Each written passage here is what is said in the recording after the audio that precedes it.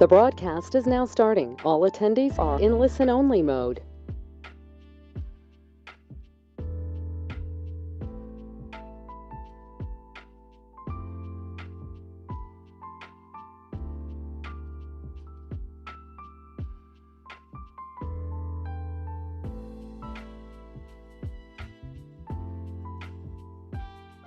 Good morning and welcome to the season finale of Tampa City Council. Merry Christmas, Happy Holidays, Happy Hanukkah, everybody. I'd like to call this meeting to order. Roll call, please. I'm sorry, we're gonna do. Let's do an invocation first. Sorry, Charlie. Thank you, Mr. Chairman. It's my honor this morning to present an individual that really everyone knows. He's an individual who's really dedicated his life to public service. Harry Cohn is a member of the Hillsborough County Board of County Commissioners representing District 1, a position which he was elected to in November 2020 and re-elected in 2022. Harry Cohn has dedicated his life to career to public service, a lawyer by profession. He served as Chief Deputy Clerk from 2005 to 2011, an elected member of the Tampa City Council from 2011 to 2019, and the General Counsel to the Clerk's Office from 2019 to 2020. He's elected presently with the different areas. He's chairman of the board of Tampa Bay Water, a very important position. He's also a member of the Hillsborough County Aviation Authority at the International Airport, county commissioner for the environmental protection. He's a vice chair. He also serves as the performing arts at the David Stress Center. He's the past immediate chair of Transportation Planning Organization. He's a member of the Tampa Bay Regional Planning Council and Florida Association of County. Besides that, he served board member of Port of Tampa Bay and the Florida Orchestra, Florida Aquarium, the community of Tampa Bay, and I don't know what else to tell you, but he served more than I have, maybe the total city council together. Mr. Chairman, this morning I'd like to present Mr. Harry Cohn, a distinguished individual who serves us very highly in the county commission. Good morning, Commissioner. Thank you, Mr. Miranda. You make me sound very, very busy. I did want to start off this morning by just mentioning that the Board of County Commissioners loves the city of Tampa, and we hold the city in the highest possible esteem. And I'm really glad to be able to come here and tell you all of that as we say this prayer on the eve of a new year. Heavenly Father, as we step into 2026, thank you for the gift of a new year. We ask for your wisdom to guide our decisions, your strength to face challenges with faith, and your grace to overcome obstacles. God bless our first responders and all who endeavor to make our community better. Help us trust your plan and walk in your light. Amen. Councilman Randall, would you lead us in the pledge? Pledge allegiance to the flag of the United States of America and to the republic for which it stands, one nation, under God, indivisible, with liberty and justice for all. Well, welcome back to Tampa City Council Chambers, Commissioner Cohen. It's a pleasure seeing you here. Thank you. Appreciate that. I see somebody else in the audience. We have the president of the NAACP, Yvette Lewis, in the audience today. Welcome, Yvette. Thank you. Okay, let's see. Let's do a roll call. Miranda. Here. Maniscalco. Hurtak. Young. Vieira. Carlson. And Clendenin. Here. We have a physical quorum. Okay, can I get a motion to adopt the minutes from the December 4th, 2025 session and the day session, the evening session held on December 11th, 2025? We have a motion from Councilman Maniscalco, second from Councilman Randall. All those in favor say aye. Aye. Opposed? Ayes have it. Thank you so much. Approval of the agenda. Councilwoman Hurtak. I would like to remove items 2 and 3 from the agenda because that will be coming, I'm sorry. Item 2 we're taking off for this quarter. Make a motion to take off item 2. We have a motion to remove item 2 from the agenda, a second from Councilwoman Hurtak, a second from Councilman Maniscalco. All those in favor say aye. Aye. Opposed? Ayes have it. Thank you. I move to move item 3 to February 19th, 2026. We have a motion to continue item 3 to February 19th, 2026 from Councilman Hurtak, second from Councilman Maniscalco. All those in favor say aye. Aye. Opposed? Ayes have it. Thank you. Okay. I would also like to make a suggestion, so we have to do the Charter Review Committee. I would like to deal with two issues immediately following public comment. One is to add, after public comment, the discussion and selection of City Council's alternative for the Charter Review Committee. And the second item would be for the chair to walk on the appointments to the CRC and hiring the facilitator and the attorney. Can I get a So motion? moved. We have a motion from Councilwoman Hurtak, a second from Councilman Miranda. All those in favor say aye. Aye. Aye, opposed, ayes have it. Mr. Shelby? Mr. Chairman, I've just been handed the resolution approving an agreement for the service of Mr. Kenneth Tinkler as the attorney for the CRC and the agreement to annex with it. I'd like that, if council wishes to take it up today, it would be very timely to be able to get that passed. So I asked that, Yeah, that's what we just did. That's No, literally what we just did. what you did was you appointed them. This is the actual agreement that No, we we're going to talk after public comment. We're going to, take both. the whole kit and caboodle. yeah, yeah. Understood. I'm going to hand this to the clerk, Okay, please. thank you. Okay, let's go further through the agenda. I know, Councilwoman Hurtak. I would like to continue item 52. It's the tree conversation around refunding the $334,000 from the tree trust fund. The whole point of this was to ride with what we're getting back from FY25 to see if we could fund it through that instead of the tree trust fund. I have talked to Water Department. They They're okay. understand that, and we've gotten quite a bit of comment asking us to move this. Can I can second that, but number 65 is about interdepartmental agreements. And I talked to Chief of Staff. I don't think it's enough to just have the general fund move money over to replace. I think there has to be an agreement. We'll talk about that in 65, but there needs to be an agreement in advance to set expectations, not just an open wallet to pay. Okay, so those let's two are let's connected. deal with the issue on the table first. We have a motion to continue item 52 to January 8th, 2026. I want to January speak 8, on that. 2026. We have a motion from Councilwoman Hurtak, a second from Councilman Maniscalco. Councilman Miranda. Thank you very much. You know, this water department is an enterprise fund. Somehow they worked an agreement with the administration to fund the project, because I guess they were short of cash somewhere else. And now we're holding back the money that they need. I'm going to caution myself by saying, when you start dealing with monies that are in the enterprise fund, especially when it's only one of 5 water departments in the country that's got a AAA bond rating, you're facing a problem. And I don't know what the water department agreed to. I wasn't privy to those conversations. But I'm not going to try to embarrass anybody. They're here now. If they want to talk on their behalf, they're welcome to come up, but I'm not going to ask them to come up. The tree fund, whatever they planted, rightly or wrongly, was planted. I don't know when it was planted. I have no idea of what the percentage of the trees that lived on. I have no information to go on that. So I don't know exactly how it was done or what was done and how many trees were planted and how many are still living. But I need some information before I say yay or nay. Well, that's kind of the point. I had set this to ride with that, with knowing how much we have left in FY25, so we could fund it through that if possible. And so that's the only reason we're continuing it, is so that we can have the discussion at the same time. But later on, I'll make a motion that no enterprise fund can loan money somewhere else. That'll solve that problem. Okay, well, we have a motion on the floor. We have a second to continue this item. All those in favor say aye. Aye. Opposed? The ayes have it. Mr. Chair, what are we going to do about 41? The community has asked us to put it in a workshop or something. Do we have to wait until this comes up, or? Yes, we need to wait for the ordinance to be open. Sorry. You let me be chair last time, and now I'm just like driving in. Sorry. So we just have to wait until 10 to talk about that? Is that the? Or when the chair calls up the item. Yeah, let's continue through the agenda. But review, please.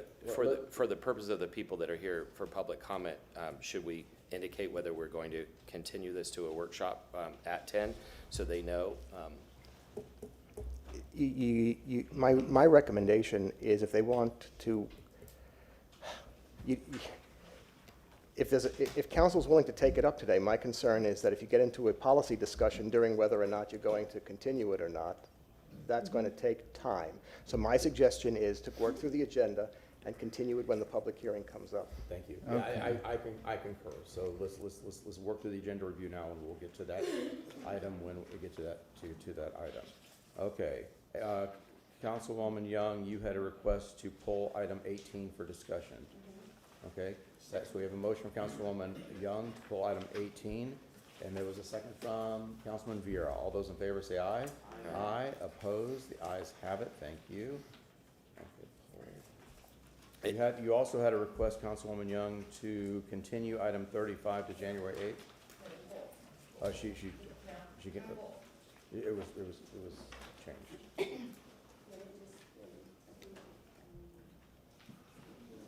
Yeah, January 8th, right? Okay. She wants to continue it to January 8th. You have to talk about it. Yeah, I thought that it was continued to. January 8th. We have to make a motion and. Okay. It's on, if I can, Martin Shelby, City Council Attorney. Requests for changes to the agenda can be made by memo, either by the council member or the staff, but the actual changes only take effect at the meeting at the direction of council. It's council's Here agenda. it says it pulled for discussion, and the memo said pulled for discussion. So Councilwoman Young, what is your pleasure with regard to item 38? What is your intent? 35. What is your intention? Thank you. To continue it to January 8th. To continue it to January 8th. To not take it today and continue it to Second. January 8th. Okay, that's a motion, that's a second. Okay, we have a motion from Councilwoman Young to continue item 35 to January 8th. The second from Councilman Carlson, Councilwoman Hurtak. Yes, I actually went ahead and talked to real estate about this already, so I think it would be great if they could just come and tell us what's going on, because honestly, her real estate's explanation made a lot of sense. I think the issue is also the county wants to be here to talk about it, so the county wanted to have the opportunity to talk about it. Okay. Mr. Shelby? I was just going to ask whether that was a motion to reconsider and then have it pulled for discussion. No. it Okay, wasn't. that's fine. I just want to be clear. So we have a motion on the floor to continue item 35 to January 8th. We have a second from Councilman Carlson. All those in favor say aye. Aye. Opposed? The ayes have it. Thank you. Okay. it turns out 65, the staff requested, chief of staff requested to move it. Hold on one second, please. Wait to be recognized, because I'm going to catch up. 50 and 51. Okay. Wait a second. Okay. Where are we now? Let him catch up. Are you working through the, I'm trying to do notes so I don't get lost in the meeting. are you working through the staff reports now, or no? No. Okay. We're still doing agenda review, thank you. That's what I'm saying. Are you working through the staff No, reports no, we're on not. agenda review? I No. jumped ahead. We may be there, but I don't know that yet. Okay, Yeah, thank you. okay. Okay, item number, yes. Okay, you saw the memo that I had placed about items 50 and 51. If we can move items 53 and 55 and 56. I'm sorry, 55 and 56 to the first staff report. And then we will entertain after that a motion to remove the other two items. We have a motion from Councilwoman Hurtak, a second from Councilman Vieira. All those in favor say aye. Aye. Opposed? The ayes have it. Thank you. And 61, that was that one, right? Okay, 61. We have a motion from Councilwoman Hurtak, I'm sorry, Councilwoman Young, to continue to February 19th, 2026. Okay, we have a motion from Councilwoman Young, a second from Councilwoman Hurtak. All those in favor say aye. Aye. Opposed? Ayes have it. Thank you. Okay. What's that? You can if you'd like to. And so the public knows, reason for doing that is because we want to be sure we have, that we have the meeting, the listening session first, so that everybody can attend. There was some, it's in the memo, but there was some conflicts with the date, so we want to have another date where everybody can attend, and then have time for TPD and mobility to take the information from that and have it in a presentation and come back in February, so we have a full presentation. Okay, thank you. Councilwoman Hurtak. Is there a date yet? Is there a date set? For the hearing or for the public? For the public I meeting? don't think so, not yet, Okay. but Might- not yet, but we are, but I am working with them, we're working through a date, so we'll have it. Can I just Councilman add to Carlson. that? I just want to thank you and staff for moving that e-board discussion, because one e-board had a holiday party that night, which many of us attended, and it was unfair to them. They had several neighborhoods have put in a lot of work to put that together, and it's good that this will be a separate discussion on a separate day, so thank you. Yeah, we want to be sure everybody can attend, so that's why we changed it. Okay, we have a request from staff to continue item 63 to January 8th.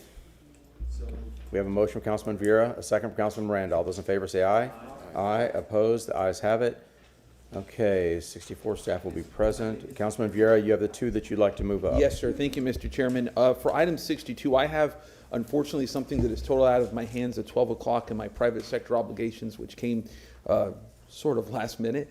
And so that may preclude me from being here potentially for 62. So therefore, I would request, please, that after the two items on the appointments that we hear 62, I'm sorry, strike that, 66. It shouldn't take more than 45 seconds, frankly. Second.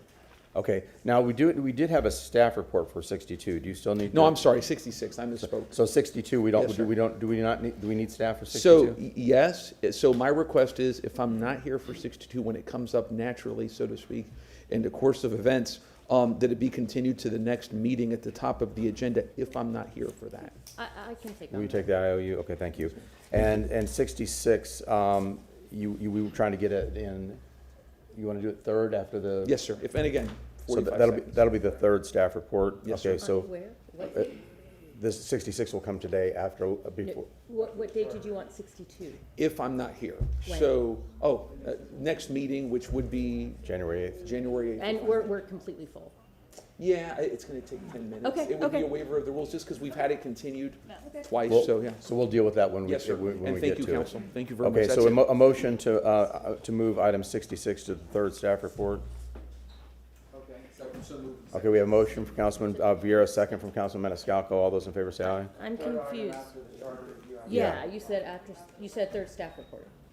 This one I was gonna do after the third staff report, not the charter review. You wanna move it all the way up? He wanted to move it all the way up. Yes, all the way up. As third, in other Item? words, yes, sir. And again, Oh, 45 okay. seconds. It's not going to, I don't think we Okay. need a staff report for that. Okay, we have a motion to move item 66 after the Charter Review Commission discussions. Motion from Councilman Maniscalco still, is that good? A second from Councilman Vieira. All those in favor say aye. Aye. Opposed? Ayes have it. Thank you. Okay. This is the second week in a row we've had crazy agenda reviews. Okay, 66, okay. Councilwoman Hurtak. I just think it's because we have a very involved council and a There you very go. involved public. Okay.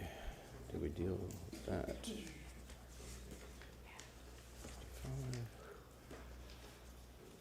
We need a motion to continue item 65 to January 22nd, 2026 per staff request.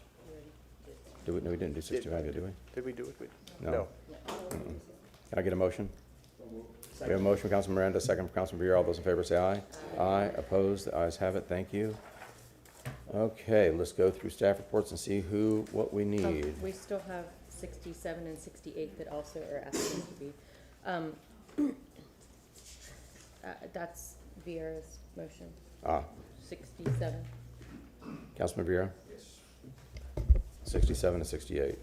Okay. We have a request to continue. So, yes. We had a request to continue 67 to January 8th, 2026. No objection to that, And a absolutely. request to continue item 68 to March 5th, 2026. Do one at a time. Okay. So move 67, I'm sorry. Okay, yes, ma'am. So Okay. motion to remove in favor of the place agenda. Okay, we have a motion to remove 67 from Councilman Vieira, second from Councilman Maniscalco. All those in favor say aye. Aye. Opposed? Ayes have it. 68, a request to continue this to March 5th, 2026. Can I get a motion? So moved. We have a motion from Councilman Maniscalco, a second from? Councilman Vieira. All those in favor say aye. Aye. Opposed? Ayes have it. Thank you. Okay, now let's talk about what we need staff for. 48. Okay, there is no administrative update. As you see, John Bennett is not here today. He's got a conflict. 49, yes. 49, yes. Okay, we're gonna end up hopefully removing 50 and 51, so then we continue 52, 53, yes. 53 and 54, yes, right, or no? 53, yes. I don't think 50. No, yeah, 54. Was good. Yes on 53, no staff on 54. Okay. We're moving 55 and 56, staff will be here for those. I say no for 57. 57, no. Okay. 58, no. 59?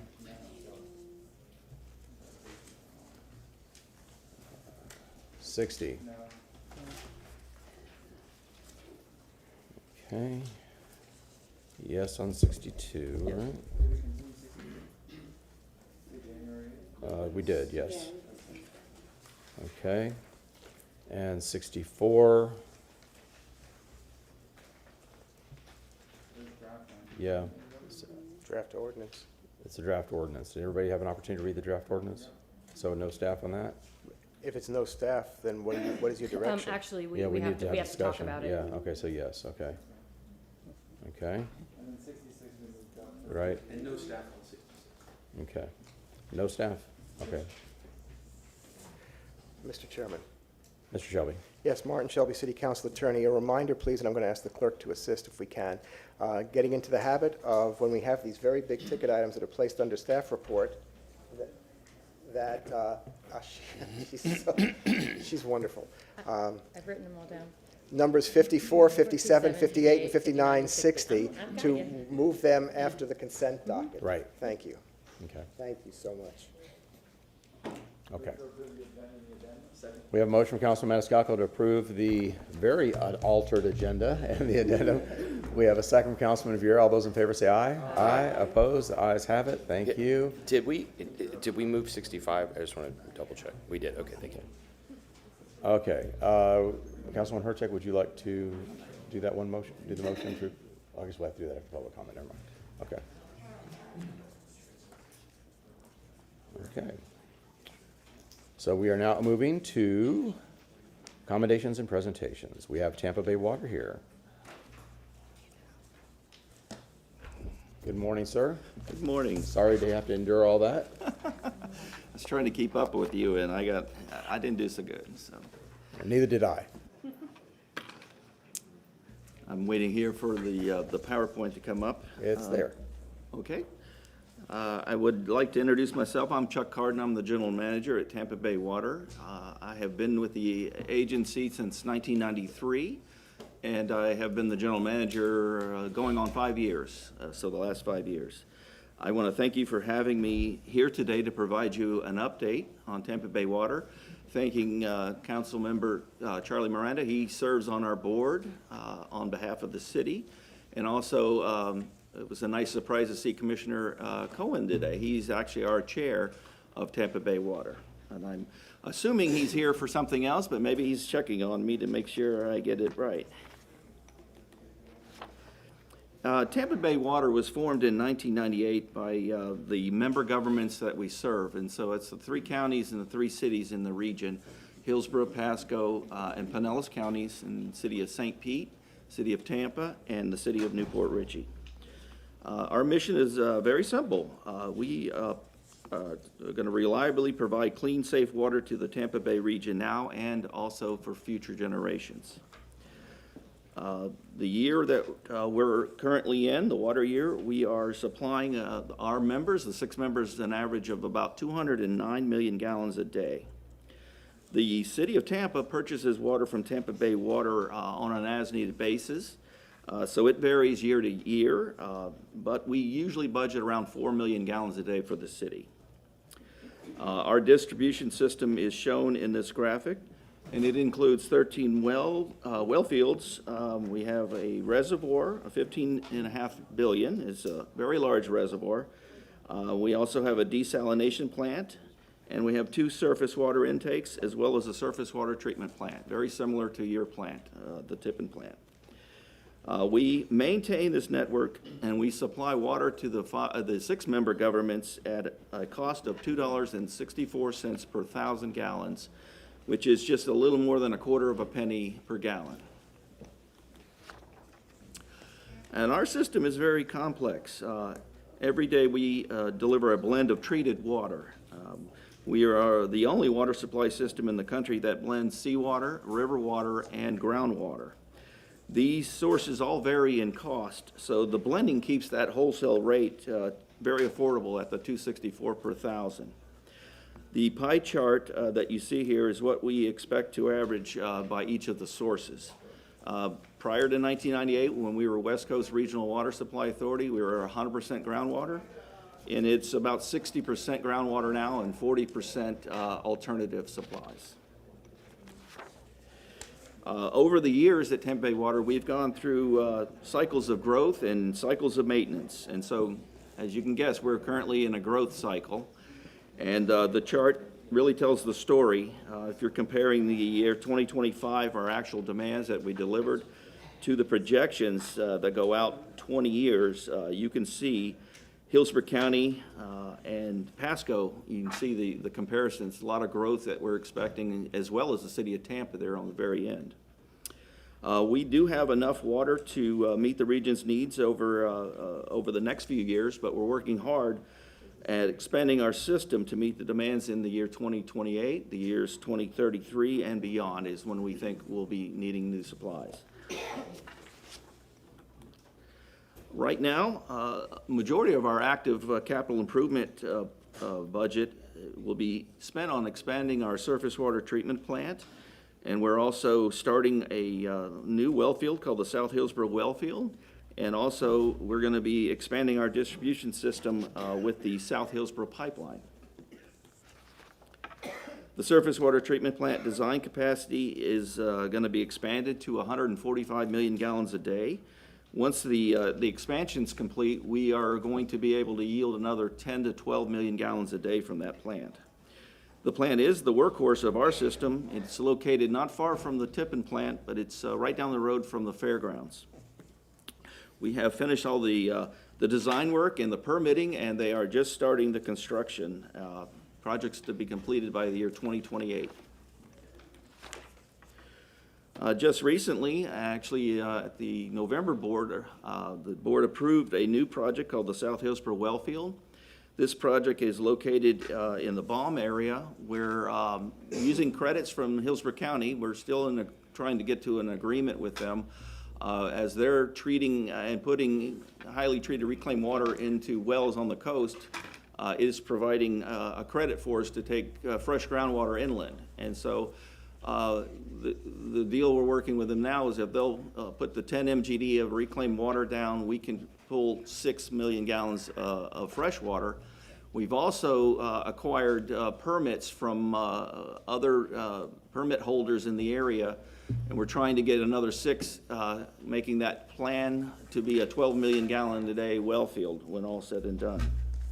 The well field will be in phases, and we are scheduling the design to start in early next spring of next year.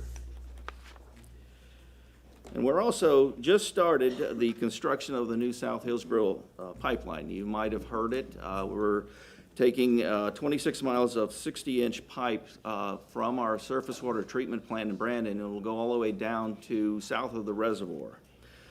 It will also connect the 2 Hillsborough County water treatment plants together, and the pipeline is being funded by not only Tampa Bay Water, but the district, SwiftMud, and also Hillsborough County. The pipeline is scheduled to be in service by the year 2028. We also continue to look at projects for the implementation in the years 2033 and beyond. We are conducting feasibility studies for the projects shown on this map. The plan is to finish the studies and then have a recommendation to our board in the year 2027.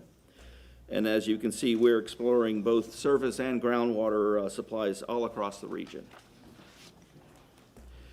And regardless of the source of your drinking water, all the water provided by Tampa Bay Water meets or surpasses all the local, state, and federal standards.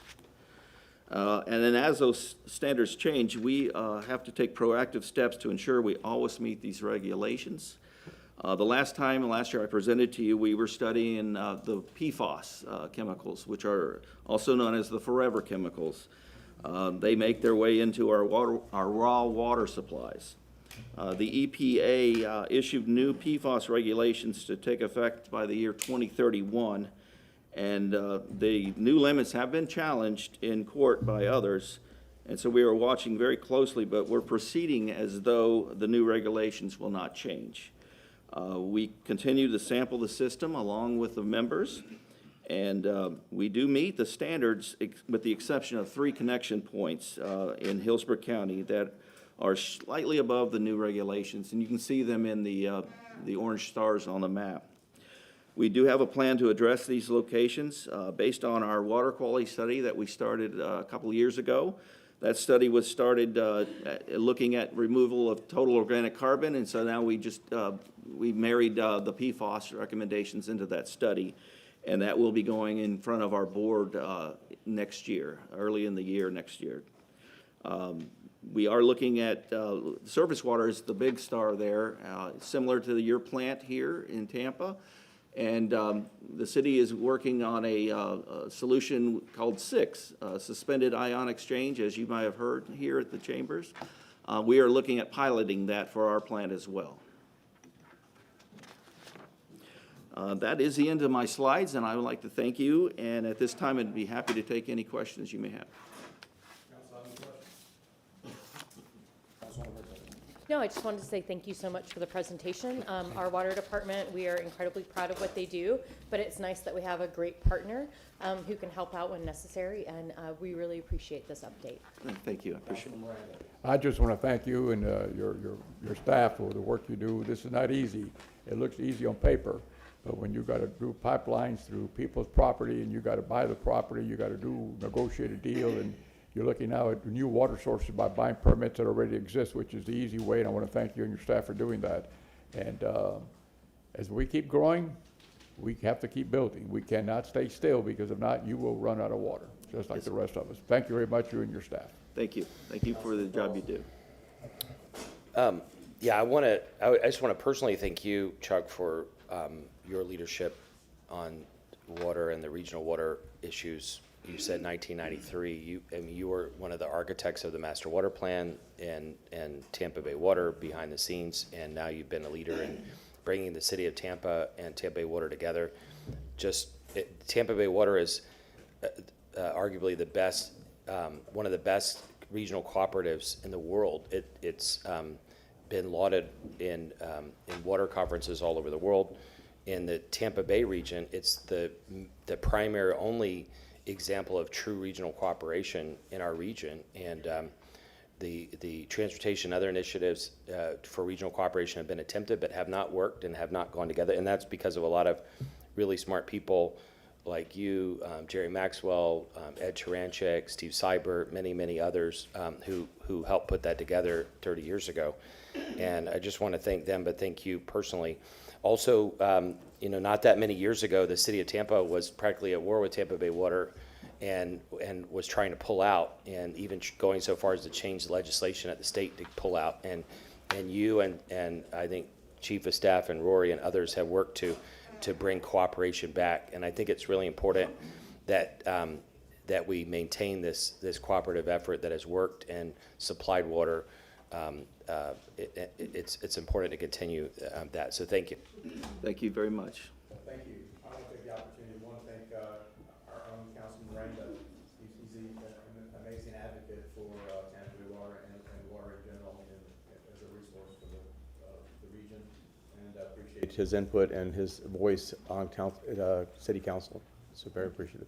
Thank you. Thank you very much. Thank you. Appreciate it. Okay, Mr. Shelby, you're on. Thank you, Mr. Chairman. Good morning, City Council, members of the public. Martin Shelby, City Council Attorney, here to speak with you briefly about the rules of decorum for public comment in today's meeting. Members of the public are allowed a reasonable opportunity at the beginning of today's council meeting to address any item on the agenda before City Council takes official action on an item. And per council's rules, preference is given to those who are here to speak on agenda items first. People to speak on agenda items get preference at the start of public comment. Speakers and members of the public are also reminded that you ought to refrain, please, from disruptive behavior, including making vulgar or threatening remarks, or making or causing disruptive noises or sounds, or displaying signs or graphics. The chair will rule out of order any person who speaks without being recognized or attempts to address the council from outside the speaker area at the podium. Now, if you wish to speak to general public comment, please fill out a speaker card and place it in the box outside the chambers. One card per speaker. Cards are accepted until the start of general public comment. Each person submitting a card will be recognized by name by the chair to approach and speak. A 3-minute time limit applies. Please print legibly because names that cannot be read will not be called. Now, if you are here to speak at a public hearing, they are designated as public hearings on the agenda. The time to speak to those will be heard later on in the agenda when each item is called up. Please do not speak during general public comment on items that are set for public hearing. Excuse me. Please silence your telephones, please. I thought that one was done. And for you to be able to follow along on the agenda, items numbers 41, 42, 43, 44, 45, 46, and 47 are public hearings. And the time to speak to those are when the items are called. And actually, frankly, I'm going to recommend to the chair that if somebody's here to speak at a public comment, general public comment, and begins talking about a item that's set for a public hearing, that they be asked to talk later and otherwise be ruled out of order, please. And now the persons failing to comply with the council's rules may be ruled out of order by the chair, and at the discretion of the chair may be removed from the chambers for the remainder of today's meeting. Finally, council members should refrain from engaging a speaker under public comment, and the public should be aware that City Council does not take questions or have a dialogue during general public comment. This is your opportunity to express your position to the Tampa City Council. Thank you, Mr. Chairman. Thank you, Mr. Shelby. Okay, here we go.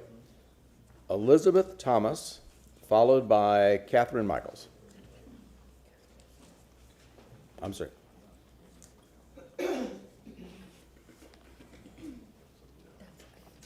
Good morning. I'm Elizabeth Thomas, and I live south of Gandy. I'm here to ask for focused attention on Gadsden Park, located on McDill Avenue, just outside McDill Air Force Base. Gadsden Park is a large, beautiful piece of land with tremendous potential, and unfortunately has been neglected for years. I'm not here with a single complaint, but to share why this park matters and why small, one-off repairs are no longer enough. First, I'll start with the Little League area. This part of the park is heavily used year-round by Inter Bay Little League, including fall and spring seasons, a winter classic that just finished up, and a challenger league for children with disabilities. Despite that use, flooding after even minor rainfall often cancels games and practices. It takes a long time for it to just dry up, and actually the ducks end up moving in. There are no continuous sidewalks connecting parking, fields, or bathrooms, and uneven grounds creates real safety issues for elderly family members and even players. Several years ago, a porta potty was installed as a temporary ADA bathroom solution. A month is temporary, years is not. Importantly, an ADA audit was completed and provided to the city a few years ago. Secondly, the main park area and pavilions. On the park map, the area is labeled as having a playground. I assure you there is no playground there. Instead, there are a few outdated pavilions and a large dirt field that's essentially unusable. Last year, this area was used to store city hurricane debris that piled nearly 10 feet high. Many in the community believed that once this was cleared, the park would be made whole again and even better, but that never happened. Today, it remains dirt, often used for truck parking, and wasted as green space it once was. This could be a gathering space, a soccer field, or a playground, or all of the above, but it's none of those things today. Across the rest of the park, fencing, especially around the dog park, is damaged. The small playground that does exist near the dog park desperately needs upgrades. Safe walking paths, especially ADA accessible routes connecting park areas, are missing. This is what long-term neglect looks like. I understand there are discussions about funding some immediate repairs, and I truly hope that those move forward. But what the community does not want is a one-time investment followed by another decade or two of inaction. This park should be a destination. It could be a community anchor, but right now it's not, because of neglect, not lack of opportunity. So my ask is to address the known safety and ADA issues now and commit to a plan going forward so that Gadsden Park isn't forgotten again. The land is there. What's needed now is follow-through. Thank you for your time. Thank you. I went through the forms, and I've got Catherine Richards, President of Vet Lewis, Connie Burton, and Emily Hinsdale. It appears that you all are requesting to speak on item number 41, which would not be called until the item is heard, which is part of the 10 o'clock hearings, FYI. So unless there's something else on the agenda that you wish to speak, if there's something else on the agenda you wish to speak early, if you'd like to raise your hand, and I'll call you in. Okay. But this is just for the 4 people I just called. Connie, okay. So why don't we just, Connie Burton, come on up. And then it'll be followed by Tara Bluma.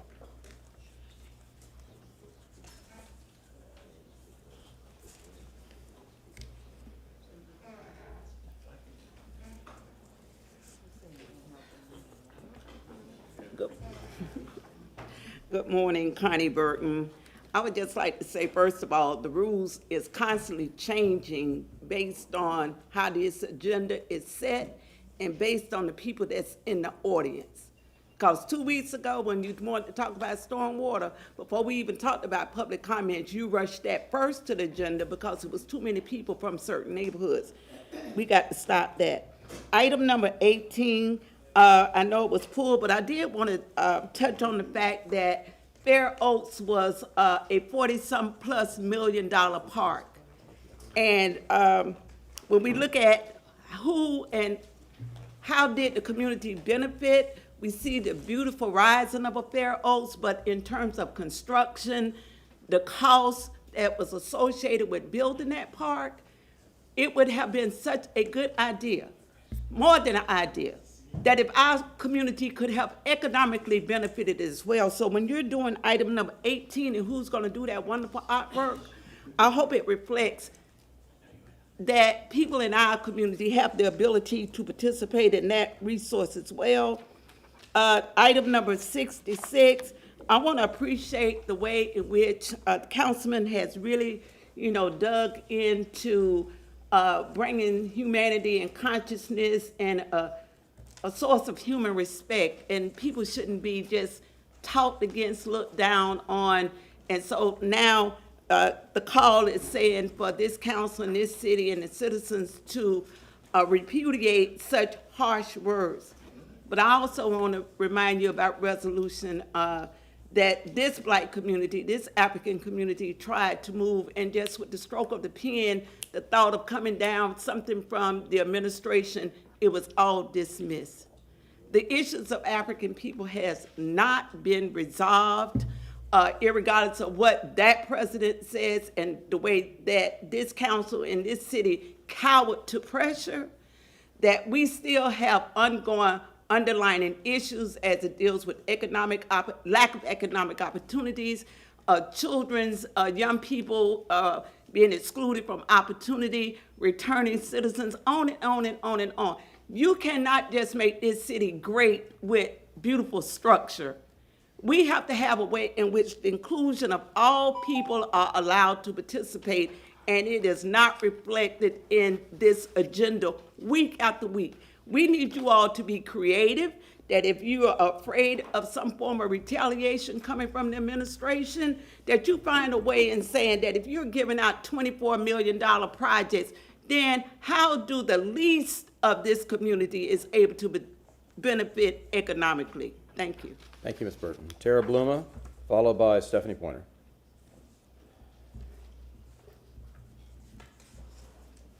Good morning. Good morning. I'm Tara Bluma. I'm also here to speak about parks in South Tampa.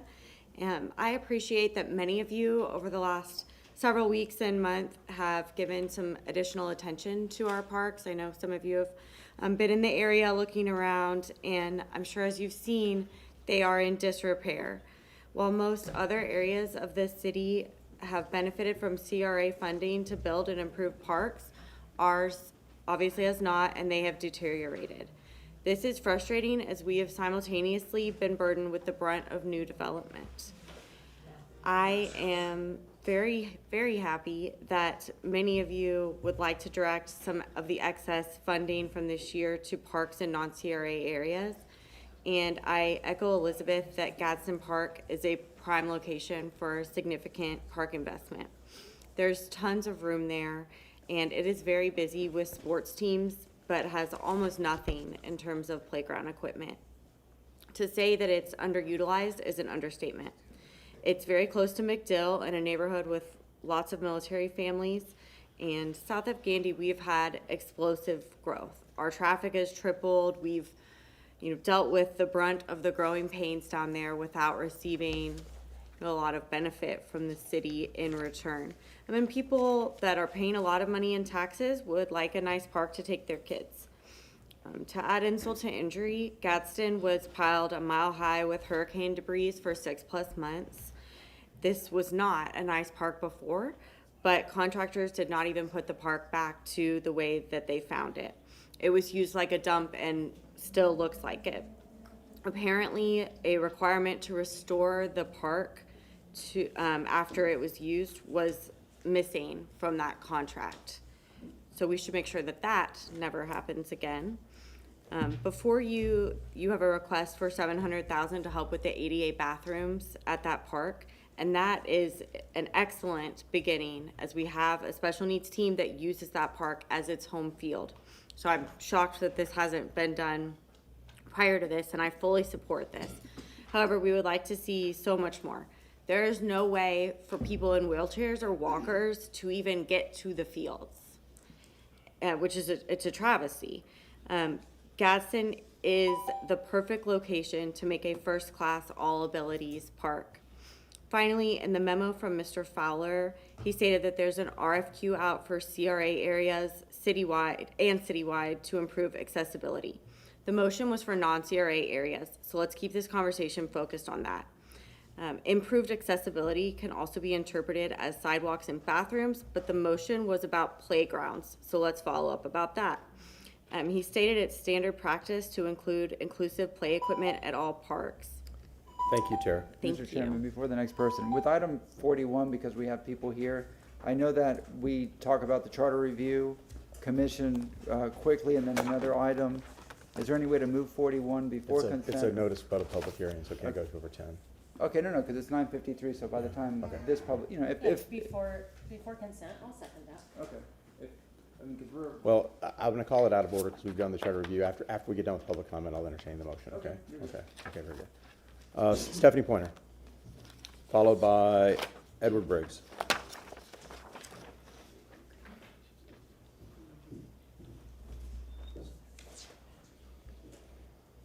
Oh.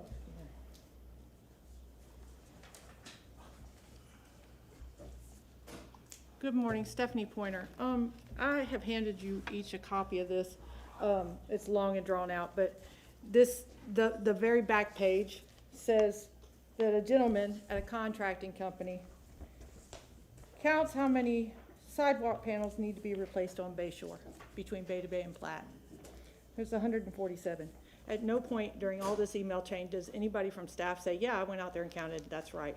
When did we allow contractors to define a contract? Define the scope of work. I don't know about you, but last I heard that wasn't the case around here. But back on the very front page, it says that this is with other staff members. I want you guys to see this because this is $1 million contract, and yet it's being broke down into 4 pieces so it doesn't have to come in front of council. My first question is, folks, I thought I've heard in the past that there's a TIF or something like that pays for a lot of the maintenance on Bay Shore, but my big problem is we spent $1 million without bringing it in front of council on sidewalks. And last I heard, it was $229 a foot for us to replace sidewalks in the city. And was that the highest and best use of our city dollars? And why would the contractor be defining the scope of work? I don't see it in here elsewhere. This was some of Mr. Adair when he pulled public records.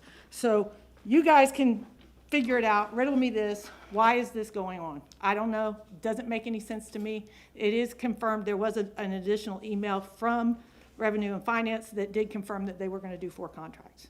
But I couldn't find it this morning. Number 68, yes, it's been continued, but we need the documents now. The fee studies are really, really important. This mobility fee study that everybody says is a big surprise that I've had since 2023 because somebody told me about it and I pulled public records on it, and here we are 2 years later just getting down the road on it. And you guys didn't see it forever until I sent it to you. But then we paid another $100,000. So instead of paying $100,000 for a fee study for mobility, we ended up paying $2. Ask for the documents. There's no reason. The citizens of Tampa have paid for that fee study, so it needs to be published. I don't need anybody to read it for me. I'm a big girl. If I have questions, then we'll worry about questions later.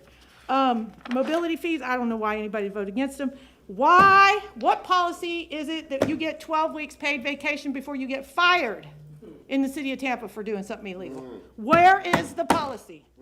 I agree with the ladies about Gadsden Park. Also, ask where the $2 million that Thea gave to the city of Tampa in 2021 to upgrade A.J. Polonis Park, which they have done nothing on. Where does all this money go?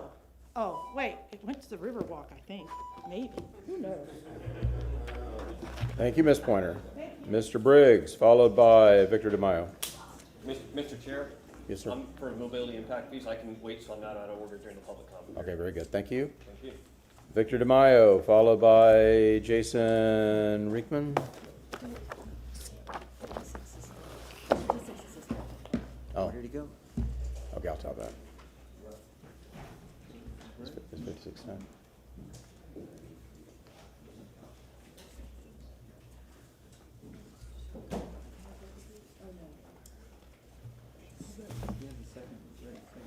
Yeah, yeah. Good morning, Council. My name is Victor DeMaio, 1205 North Franklin Street. I'm here to talk about the South Howard Stormwater Project. I'm here representing Burn Steakhouse and Epicurean Hotel on South Howard concerning the flood relief projects and all the detrimental effects it will have on the businesses. And I've enclosed, I've given you all a packet with a letter that was sent that I'm giving to you now, and I will follow up with an email. It was sent to the city attorney's office this morning concerning a couple of things that we've done in the last couple days. One is retain an attorney, local attorney named Ed Delapart. He's one of the leading stormwater and water experts, if not in the state, in the state of Florida or the country. He's got over 48 years of experience in stormwater issues. And one of the things that we learned through him was that the city has been saying that they don't need to do an economic impact statement.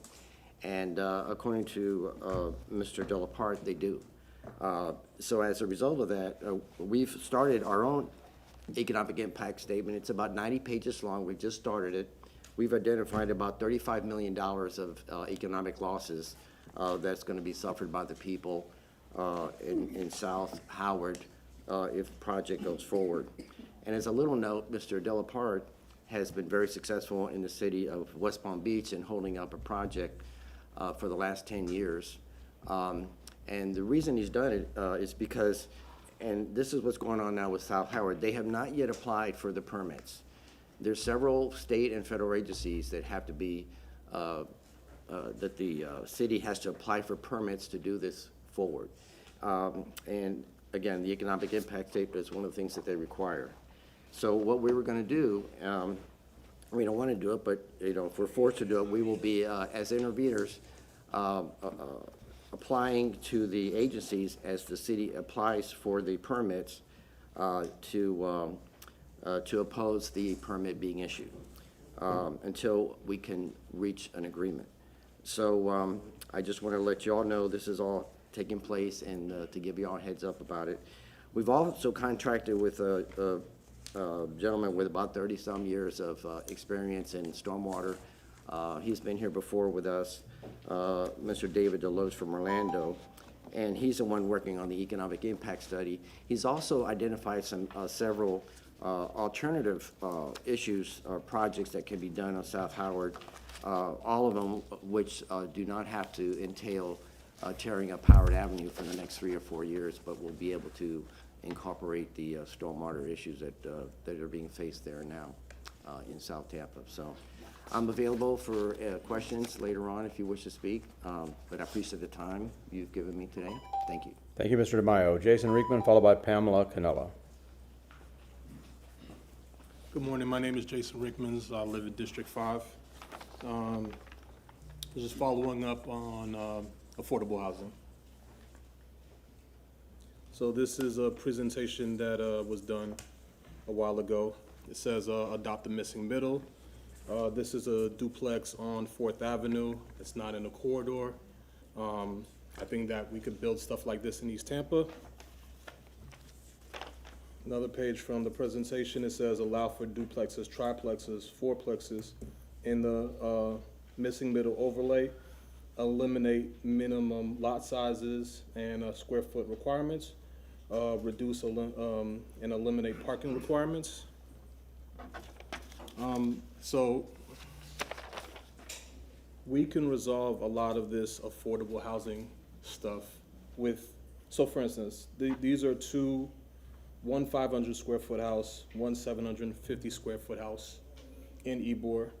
If we were allowed to go to zoning and request for a 3,000 square foot lot, we can build 2-story properties where your first responders or even people that work for the city can actually live in the city. You know, if we could build quadruplexes, this is in Tampa Heights. These are 2 quads side by side in a residential neighborhood. It's not in a corridor. A lot of people in East Tampa, they own land. They can do this if zoning would allow it. FHA would allow them just to qualify for 1 unit and be able to build 4 units and provide housing for people that need housing in the neighborhood. This is a duplex in Tampa Heights. So, you know, if I were allowed to build stuff like this, a person, all they have to do with FHA is qualify for 1 side and be able to rent out, you know, the other unit to somebody in the community that needs a place to live. It's another quad. And in Tampa Heights, same thing. I just want the council to assist me. If you guys get behind me, we can accomplish this, and that's really it. Thank you for your time. Thank you very much. Pam, followed by Ashley Morrow. Good morning. Good morning. My name is Pam Canella. I recently asked a city stormwater engineer, why did you approve this application? This property is located in our coastal high-hazard flood area. He said, I don't know what that is. My job is based only on conceptual. I'm only given information that I know that I need to know, okay? Need to know. Conceptual. It's based on abstract ideas versus concrete facts. Decisions on major improvement projects, such as the Howard project, needs to be based on more than conceptual. For any project to be successful, they need to be based on facts, research, and first-hand knowledge such as residents can give, because they are concerned and invested in their neighborhood. We know when there's asphalt in the drains or debris and trash. We know when pumps are not working. We know about cave-ins, newly paved roads, new development. We know which way stormwater flows along the streets. These are the inconsistencies that alter stormwater runoff flow and affect stormwater drainage. I do know the solution to Palmacia Pines flooding has to be within the Palmacia Pines area, not Howard. Starting with cleaning or replacing pipes with asphalt, clean the 2 ponds and address the hospital pump system. The flooding relief project needs to begin with Palmacia Pines. These residents need relief from flooding. Their fears are real. That area has had flooding problems for decades. In 1988, the Cleveland Street Basin Drainage Study addressed Palmacia Pines flooding. The preferred solution, according to the Cleveland study, was a stormwater retention pond to be used for management of stormwater quality and quantity. Important for quality because of the hospital and the control of pollutants. Permit report due in February. This might be a good time to address this issue. City of Tampa's Vulnerability Assessment 2025 addresses Palmacia Pines' vulnerability to heavy rainfall, and it's heavily reliant on pumps. But it has no backup pump, the one over there in the hospital. And the pump, who knows if it's working. This area is vulnerable to flooding and needs a pump for drainage. Thank you, Pam. Thank you. Merry Christmas. Merry Christmas to you as well. Ashley Moreau, followed by Matesna.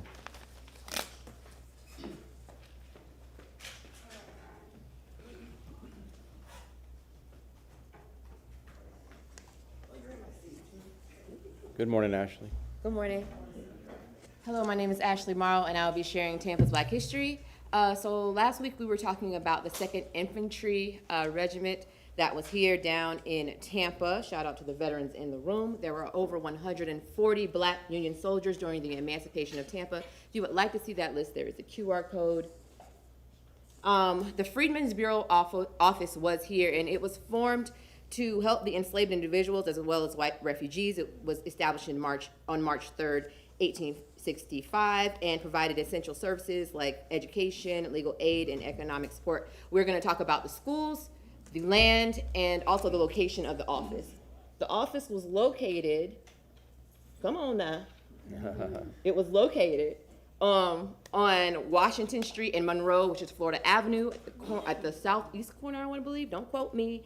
And it was a 2-story building. They were in the front room that was 16 by 24 feet, or 24 by 16 feet, and it had a fireplace. The school that was established in the summer of 1868, and it had a tuition of $25, and it was owned by a white man named Mr. A. Grant. I don't know who this man is.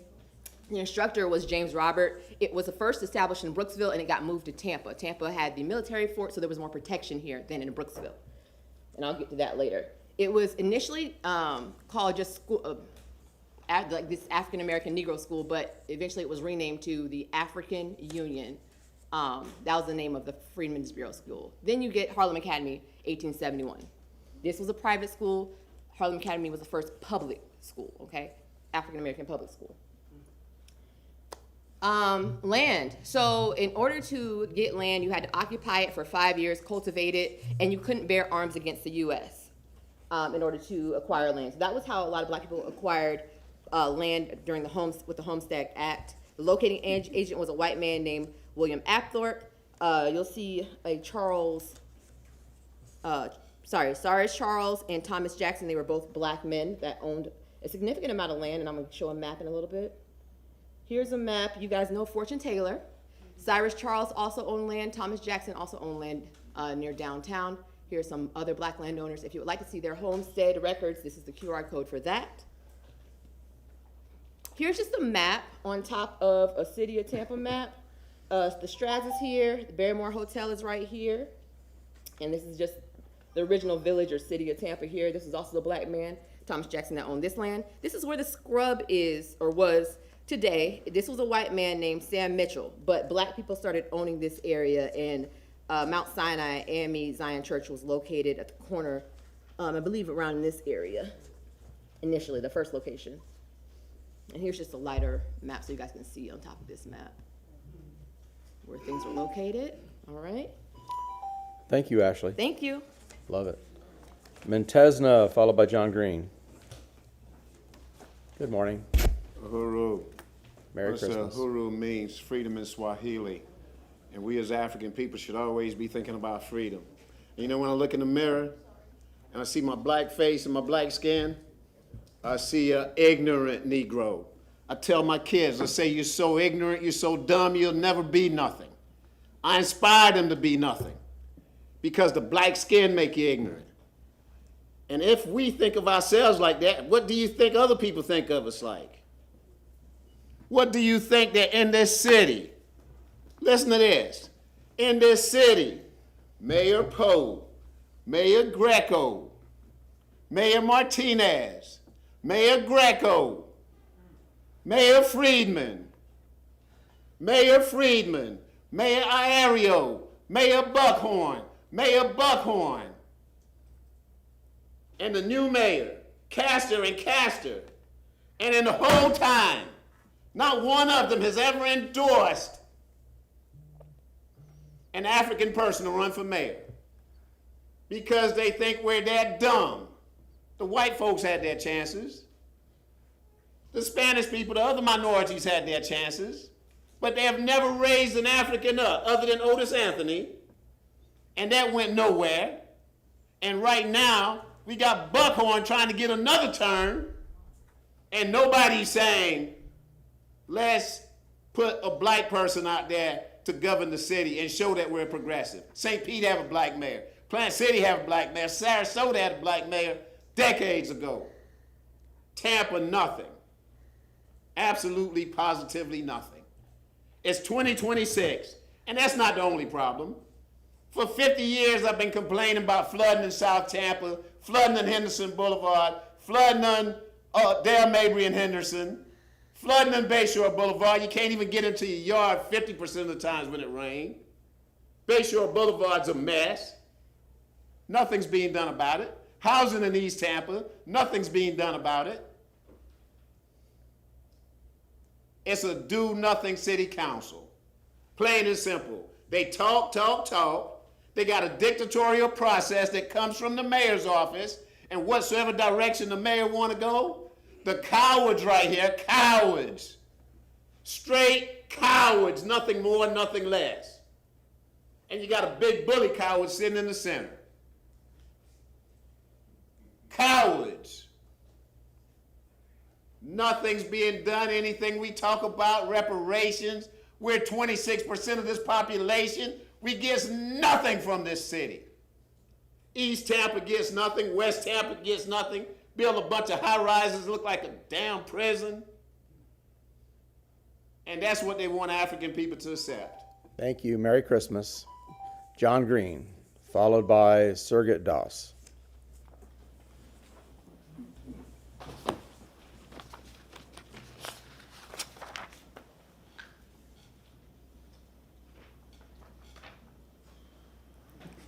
Good morning, John Green. Good morning, John. The NAACP is a national organization that collects millions of dollars, right? But yet they come to ask you for $100,000. The Tampa NAACP branch, whom this city contract with, agreed to fund for specific training, workshops, collaborations to help the people become productive in the community in which they live, but usually never gets implemented because the lack of communication, organizational skills, and improper documentation, based on my opinion. However, there are representatives that come from the NAACP organization who comes to this city council with their grievances, telling you what to do, but yet you never hold them accountable to come to this podium so that they can give an account for what they're doing with your money, the taxpayers' money, to explain to the public, which they have zero credibility in this black community anymore, right? Some people. So this is unacceptable. The tax people would like to know what they're doing with their money, and I'm asking you that you call them to this podium to give a full presentation of what they're doing with their workshops, who they're contracting, payrolls, and the full audit. You have the paper here. The president has signed the agreement, and they are to hold it for 6 years, and you have the authorization to call them to do this at any time up to 6 years. Hold them accountable. It's about accountability. It's not about degrading or being condescending. We just want them to be accountable to the people of who they're requesting $100,000 from, in which they get millions from their national organization. That's all we asking for. And just like they can come down here with their grievances and tell y'all what to do, y'all need to hold them accountable, or else take this $100,000 and find other organizations who can come down here, give a pitch, and make it equal, and make it equal opportunity for every other organization, just like y'all do with the police department, other departments from this organization, and go on. And that's what you hear, bullies back there. Thank you. Okay, anybody in the audience, there's no peanut gallery. We can't respond like that. Respect for everybody, please. Mr. Doss, followed by Robin Lockett. Come on, Connie. Well, good morning, everybody. I'm Shagrat Doss, and there are people who've asked me why I come down here and call y'all crackers, stinking skin, peckerwoods, and all other kinds of names. And I tell them, I say to y'all's faces what I know y'all said about me in those 7,000 emails that I still haven't been able to get. And y'all already know I ain't afraid of none of y'all MFs. So I just want to make sure I make that clear. And I apply the same kind of logic that POS Gregory Holder, when he was a sitting judge over there, applied when he called Michael Victor to allege that I committed a crime that we know I didn't commit. He called y'all's henchman, a city of Tampa henchman by the name of Michael Victor. So I look at bigots and hypocrites the same. Ain't no curve in my vertebrae. Again, a shout out to my son. And I like to tell the devil what I think about him. Malcolm actually said, sometimes they get black folks to kill other black folks just so they can say a black person did it. So contrary to the rumors that may be circulating on the internet, all y'all know I've won several cases over there self-represented. Y'all can Google me.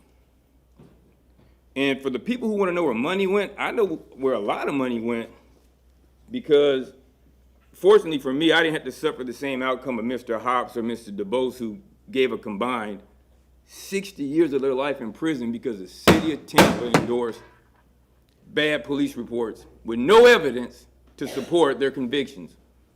Yeah, I know y'all gave him $7.5 million, Mr. Hobbs.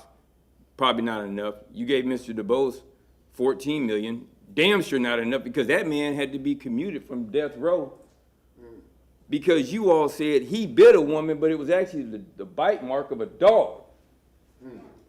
Now, Shagrat Doss, me, I was fortunate not to have to suffer going to prison for the 5 years that Greg Holder, Michael Victor, Mark Kaiser, who recused himself, Mark Wolf, Ficarota, who knew what was going on, Christopher Nash, who somehow is my judge now in a case, which he should be recusing himself because he was disqualified then.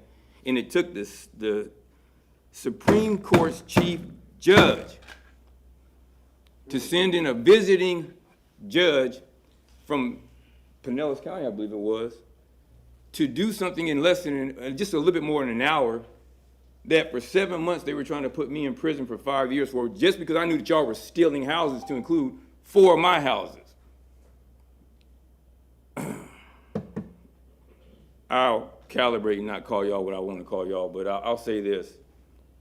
Black folks are afraid to come down here. Yes. Because when you come down here, or you step up or you stand up for black folks, or the marginalized, I'll help anybody, they retaliate against you.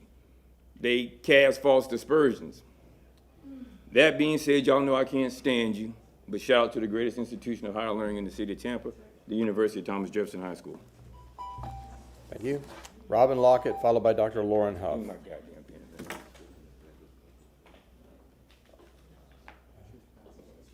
Rob Paskin, okay. Dr. Lauren Huff, followed by Daryl Hitch. Daryl Hitch, sorry. Hitch.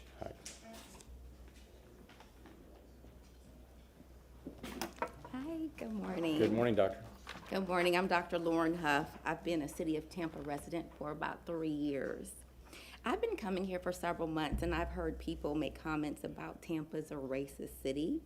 I'm from Atlanta, and I don't know any city in the South that is not racist. Black people in Tampa make up about 20% of the population, compared to where I'm from. It's about almost half of the population. So I do see the difference. I'm not here to talk about racism. I'm here to talk about classism. I don't think the city of Tampa is racist, but I do think that you all don't like poor people. I live off Del Mabry in Cypress, and I see the homeless people there, and they're laid out on the grass. And when I walk by, I don't know if they need medical care, but other people walk by like it's common. And it really makes me really sad to see that. I go to the Dunkin' Donuts off West Cypress and Del Mabry, and there are homeless people there asking me to feed them. So I do give them my breakfast, and I go back in line and get something else. So I do have the heart for the homeless. Back in October, I went to a community meeting. It was in the Burrell Park, and there was a city employee talking about how can we improve the park. I know one of the city employees said, we can bring food trucks. But my concern is, what about the homeless? I understand that this park is right off Nebraska, and there's homeless people that are there. And I think that we really need to address dealing with the homeless before we talk about bringing food trucks or building a playground. So I'm here today asking, because I really would like to learn more about what the city is going to do to help the homeless population. Thank you. Janelle, would you, yeah, I was gonna ask the same thing. Before you leave, Janelle, she's gonna talk to you about it. Daryl, good morning. Good morning, good morning.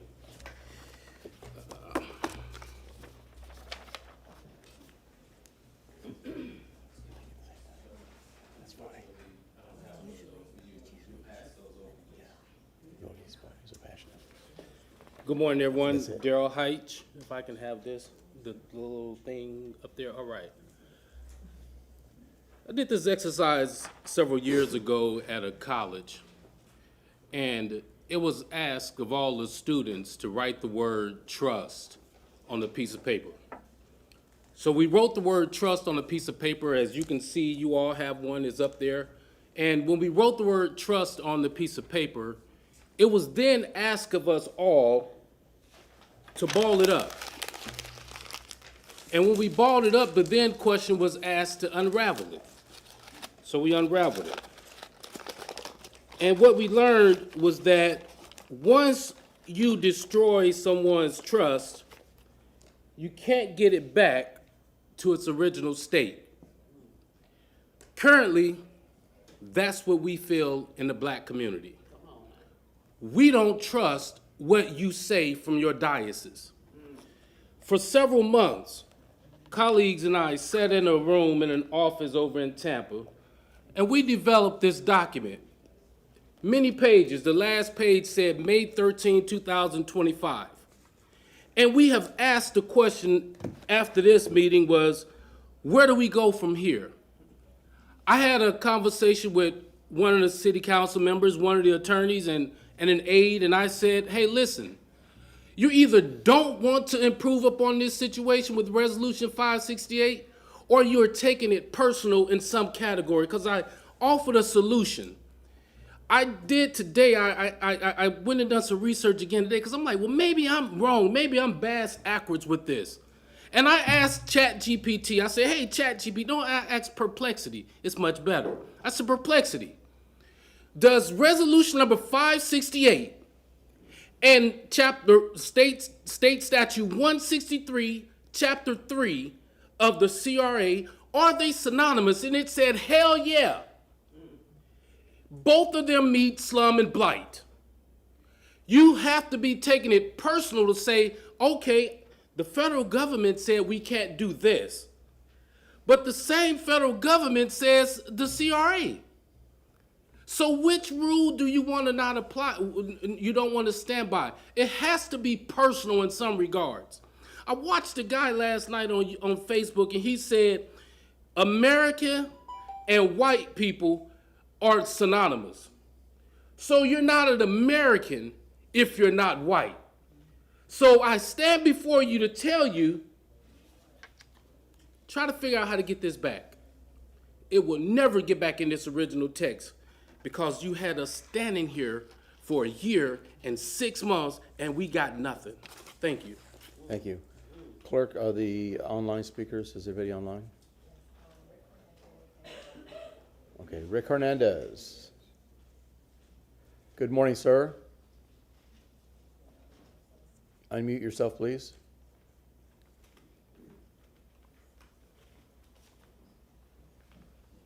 Rick? Okay, let's go on. Michael Randolph. Michael Randolph, are you online?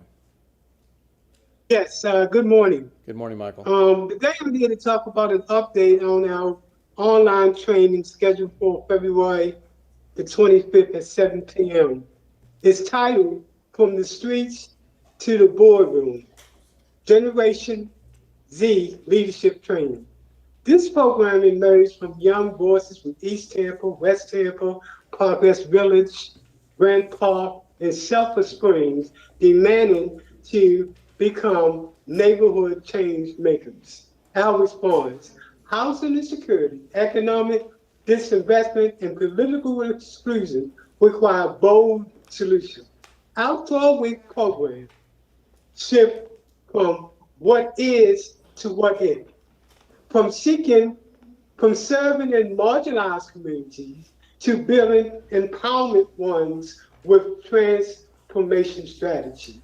12 core program for 12 weeks. It's focused on 17 to 28. The first core program is affordable housing development, front door, ownership and access, and back door, policies and financing. Strategies for housing justice with a focus on anti-gentrification framework that protect legacy residents and prevent displacement. Program and project design for the community. Initiatives shaped by live experience, guided by evidence-based thinking and accountability. Community mobilizing and organizing. Movement building tactics, coalition work, and digital organized for impact, strengthened by critical thinking exercise that challenge assumptions in shaping strategies. Economic and community development, entrepreneurship, collaborative, and reclaiming local ownership with community wealth strategy. Negotiation mastery, empowering young people to negotiate with institutions while gaining political insights into political dynamics. Critical thinking and evidence-based leadership, problem solving, data analysis, and decision making rooted in facts. Anti-gentrification strategies and political insight. Understanding policy, zoning, and development to resist displacement and influence governance. In 2026, we will witness the rise of a new school of thought, a generation of emerging leaders, next generation thinkers stepping into key roles across organization and the political arena.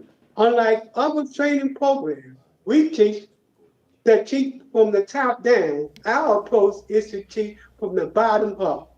In other words, from the streets to the boardroom.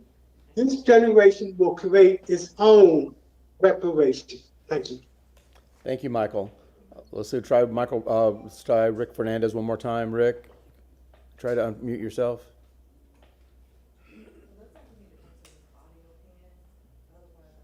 Or enter your audio pin. Going once. Going twice. Rick? Okay, that concludes public comment. Councilman Maniscalco, I know you had a request. What I would like to entertain is, because we also have people for 4 and 5, if we could have a motion to amend the agenda to hear 4, 5, then 41, followed by 66 and the Charter Review Commission. We have a motion from Councilwoman Hurtak, a second from Councilman Maniscalco. All those in favor say aye. Aye. Opposed? Ayes have it.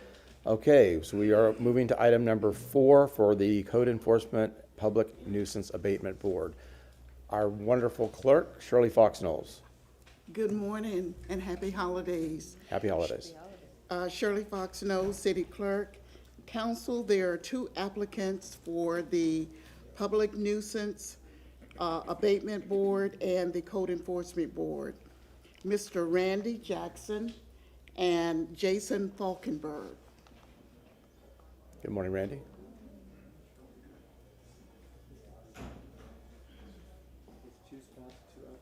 Two spots, 2 applicants, correct? Is that? Oh. Good morning. Good morning, Jason. Good morning. Good morning. Good morning. Well, would you like to speak or just available for questions? If you want us to say something, I mean, I've been serving on the board since 2018. I'm here for my reapplication. Yeah, start with your name first, please. Oh, sorry, Jason Valkenburg. I've been on the board since 2018. I'd like to continue serving on the board. If you have any questions for me, I'd be more than happy to answer any questions you might have. Councilwoman Hurtak. Yes, I appreciate you all coming forward for reapplication, and I just wanted to hear a little bit about, I've heard that you have pretty much transformed the board somewhat, and so I'd like to hear a little bit about that. And knowing that we have 2 empty seats right now as well, what do you think we need? What kind of qualifications would someone possess to that would be best for us to fill these 2 spots? First of all, I just want to make it public that we have 2 more spots on the nuisance abatement board that City Council does choose. So I just wanted to, again, hear a little bit about what you're doing and then what you think some of the qualifications might be. Who would be a good fit for this board? Do you want, I mean, well, as far as the first question, I think was transforming the board. I don't know that the board members that we've done anything personally to transform the board. I mean, Mr. Smith, he's done a lot to help transform the board, and the big thing the city of Tampa has done and he's done is to make sure that the Tampa Police Department and the community is aware of the Public Nuisance and Abatement Board and how to get cases in front of us. Because when I first started in 2018, I'd say we probably maybe had 1 to 2 cases a year, and now I see over the time that I've been on there, there's more and more cases that are coming on, and so we're there, and we want to actually help the community. So what he's been doing, that has been a great transformation as far as getting more cases in front of us, and the more that he can continue doing that, and the more that the Tampa Police Department knows about it and the community knows about it, the better, because we'll get more cases in front of us and we're able to help the community. As far as qualifications for people being on the board, I mean, just people who want to help out the community. And the big thing is commitment, because I think Mr. Jackson will agree, sometimes we do sometimes have a difficulty sometimes getting a quorum. And every once in a while we come, and I think we only need 4 members to have a quorum, and then sometimes we do have difficulty having 4 members come. So commitment is the big thing. I know Mr. Jackson's there pretty much all the time. I'm there all the time. There's 4 that continually show up. So the commitment is the big thing. So you want to make sure people are committed into helping the community, because it's once a month, but it's about 4 hours once a month, and it's very rewarding. The only thing, Randy Jackson. Start with your name, please. Yeah, Randy Jackson here. The only thing that I might add, Jason, as always, speaks very well. It's a collaborative effort. So the city clerk's office, the city attorney's office, TPD, and the great residents that we serve come together once a month to work out a resolution for what is perceived to be a nuisance. I have been a board member since 2016, so coming up on my 10th year. 4 of those years was as chairperson. The board is definitely needed, and I think the council will agree to that. But you're right, ma'am. Getting people who are committed, as Jason just mentioned, sometimes is tough. I often think that if more residents of this city understood what the board was doing for the city and for the individuals that live here, there would be more participation. There hasn't been a time in the past 10 years that we have not resolved an issue that everyone agreed with. But I can't thank TPD enough for trusting in us to bring us issues that we can collaborate on to resolve. Thank you. And thank you very much. That's exactly, I really was hoping, again, to hear about what you're doing, to make sure you got a moment in the public to share, and again, to let folks know, some of these people, some of you who show up every week to talk at public comment and do things like that might be perfect for this board. So I'm going to recommend that if you're interested, you can look up the boards and commissions and apply. So I just want to say thank you very much, and I know I have others, but I'm willing to move to accept these 2 applications. Okay, we have a motion from Councilwoman Hurtak, a second from Councilman Vieira. Councilman Maniscalco. With the resolution, I'm sorry. Yeah, I have a resolution prepared. You can move the resolution. Okay, move the resolution. Thank you. So until I was elected, I was on that board 2012 to 15, and it's a wonderful board. And I was an alternate, and there were issues back then about getting a quorum, and I believe I was called every time there was a meeting. I mean, it wasn't every month back then, but I surely participated, and it was a wonderful experience because it gave me a completely different perspective into the community. More of the day-to-day operations when it came to specifically code enforcement issues and whatnot. So if anybody is listening, as Councilmember Hurtak said, there are a lot of great people in the audience today that want to apply. You say it's 4 hours a month. Sometimes we'd be done in an hour, 3 hours. It's a volunteer position, but it gave me a lot of experience and a tremendous new perception into how certain operations took place. So, I encourage people to apply. It was a great experience for me, and I thank both of you for your service because you've dedicated a lot of time to this. And Mr. Schmidt back there, he was there when I was there, so he's really done a lot. Thank you very much. Councilman Vieira. Thank you, Mr. Chairman. So no, I just wanted to salute the two folks up there, Mr. Jackson, obviously almost 10 years. That's awesome and just wonderful public servant in that regard. And Jason, obviously we go back a long time, and we're fortunate to have the both of y'all. But I wanted to highlight as well Mr. Valkenburg's work as a civil and criminal litigator that I think comes so invaluable in a position like this. And this is something that lawyers, I think, especially lawyers who are maybe new to the community, want experience and so forth, it would be amenable to that. So, but I just wanted to salute to both of y'all, including again Jason. His litigation experience, I think, comes in unique in a position like this. So, thank you for the both of y'all. Thank you. Thank you. So we have a motion for Councilwoman Hurtak, a second for Councilman Vieira, accepting the reappointment resolution reappointing both Randy Jackson and Jason Valkenburg. Is there any further discussion? All those in favor say aye. Aye. Opposed? Ayes have it. Congratulations, condolences, I don't know which, but yeah, thank you for your service. Thank you. Appreciate it. And we'll hope to get you a couple of new folks soon. Okay. I would like to introduce Andrea Zellman, our current city attorney, first. If you would like to make an introduction. This is item number 5. I would. Good morning, Andrea Zellman, City Attorney, until January 9th. This is not my last meeting. Short timer. But I'm very happy today to bring you the resolution appointing, which hopefully you'll pass, Scott Steady as the new city attorney with an effective date in January. I've already told all of you, but I'm just briefly will tell the public, I really think he's such a great choice for this position. He has years of experience in areas relating to city work, including some actual city work. He started his career interning here at the city attorney's office, and he's looking forward to finishing his career at the city attorney's office. His last name is perfect. He has a steady demeanor. He's smart. He's calm. He's not a firebrand. I just think he'll do an excellent job for the city. And he's got his family here today. I'll let him introduce them. But without further ado, I'm happy to introduce Scott Steady as my potential replacement now as I get ready to retire. So thank you. Mr. Steady, give me 1 second. Mr. Zellman, stay there for a second. I kind of asked you to come up to introduce because I wanted that kind of chair point of privilege to be able to, because I think this will be your last meeting, No, right? no, January Oh, you have 8th. another one. Okay, I thought it was the last one. Yeah. I wanted to say, well, we've known each other for a long time, and while I've only been here for a little over 3 years, I've really enjoyed working with you, and thank you so much for everything you've done. And I don't want to steal from I Scott's know. thunder. I'll be here I thought this was January going to be your last one, so I Yeah. wanted to make sure I get the opportunity to see you on Thank you. camera. I appreciate Yeah, that. absolutely. Thank you. Okay. Mr. Steady. Yeah, Chairman, members of City Council, Scott Steady. My home address is 3006 South Schiller. Well, that was a nice intro. I appreciate that.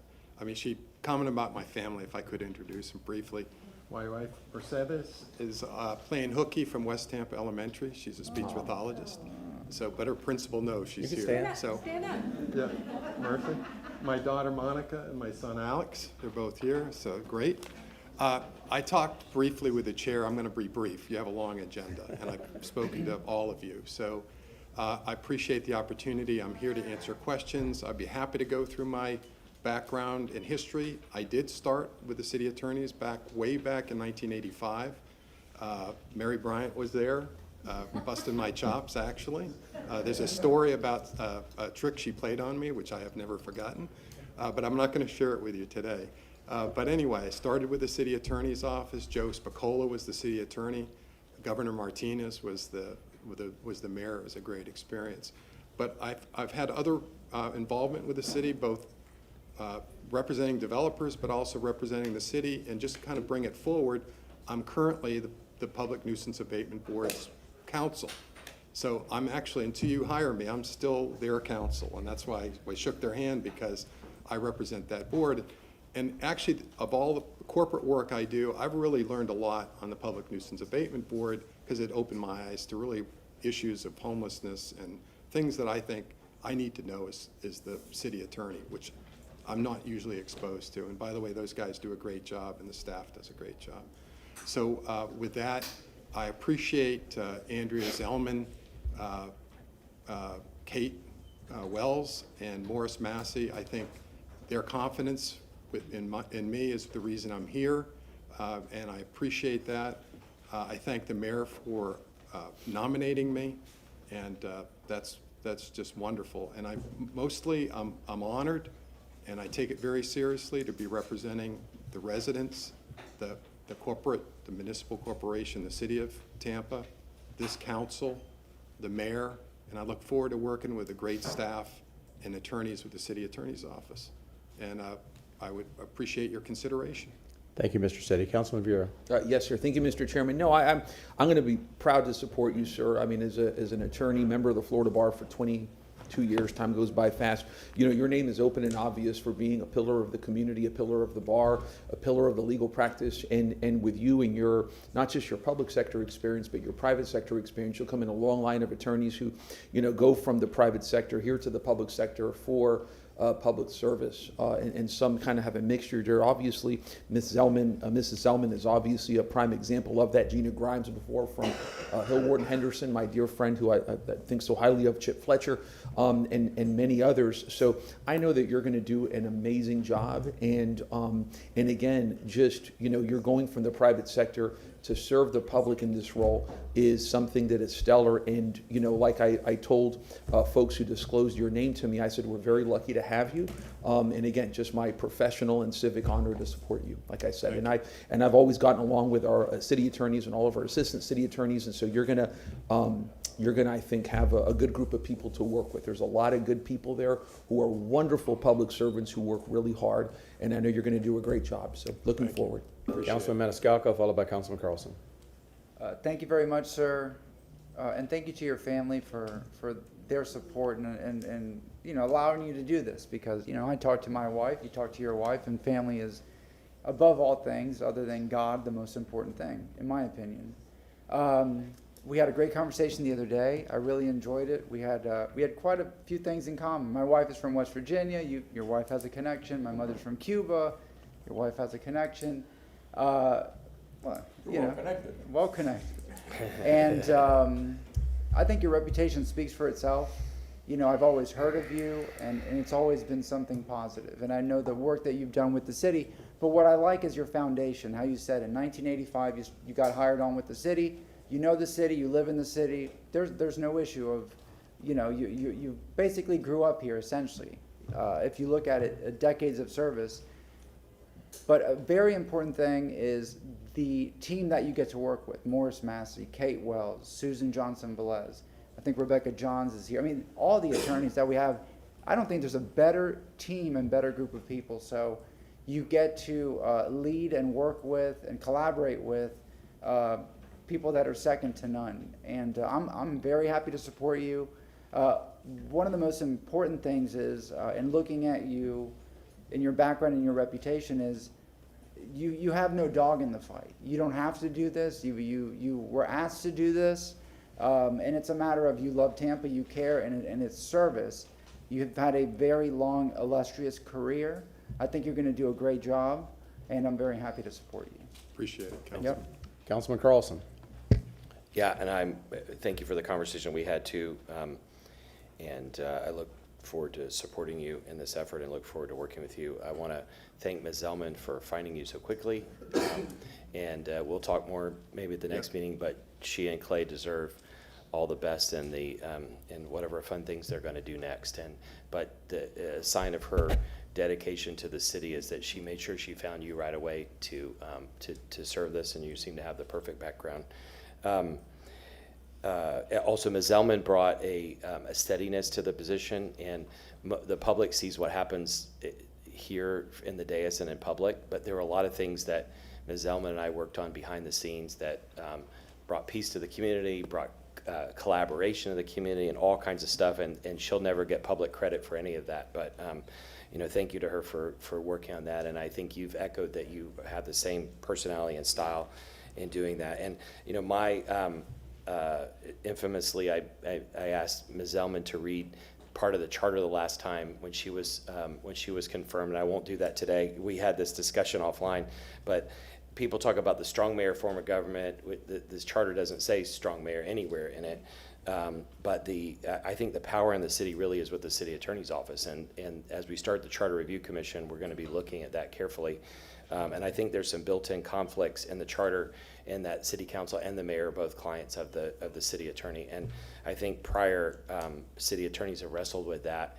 And after we confirm you, in effect, you report to the mayor, but by bar rules, you also report to us. So I think you will uphold, my ask to you is to uphold the law, uphold the charter, and uphold the bar rules. And you have committed to doing that, and so I look forward to working with you. Thank you.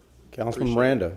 I just want to say thank you for saying yes to the mayor, and you're here before us now, and I've known you for some time, and I think your last name says it all. We need a steady guy in a steady position as city attorney. And not in the past, they've all been good, but in your case, I know you have the same resume that you started with in 1985. You've always been straight down the line. You say it the way the law follows, not where you feel, but what the law is, and there's a difference in doing that. And I think steady is steady, being a city attorney with steady. My dad would appreciate it, by the way. Councilwoman Hurtak.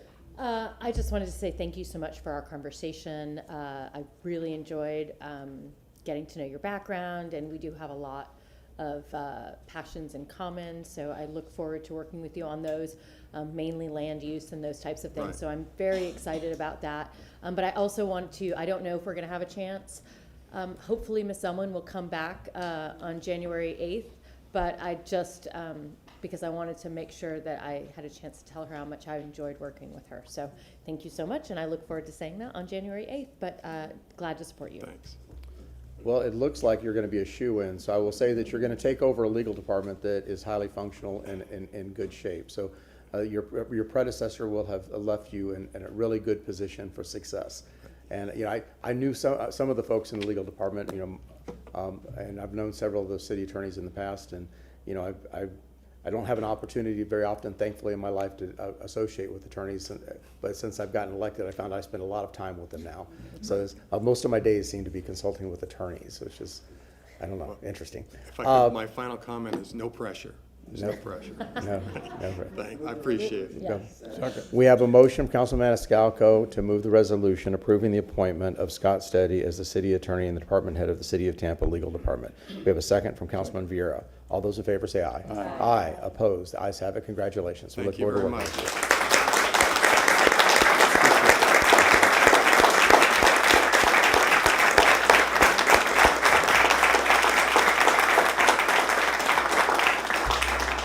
You can go away now. Yeah.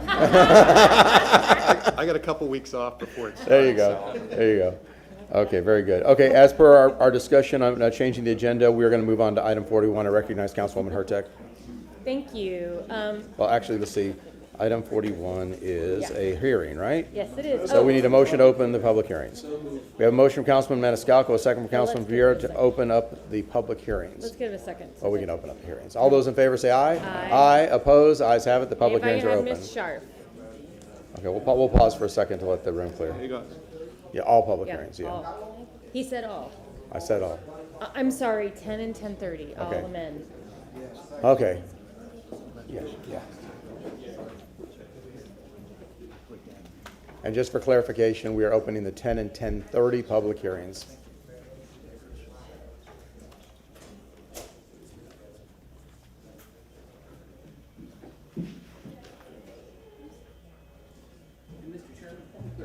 I may? Yes. Yes, sir. Are we also nominating our members for the?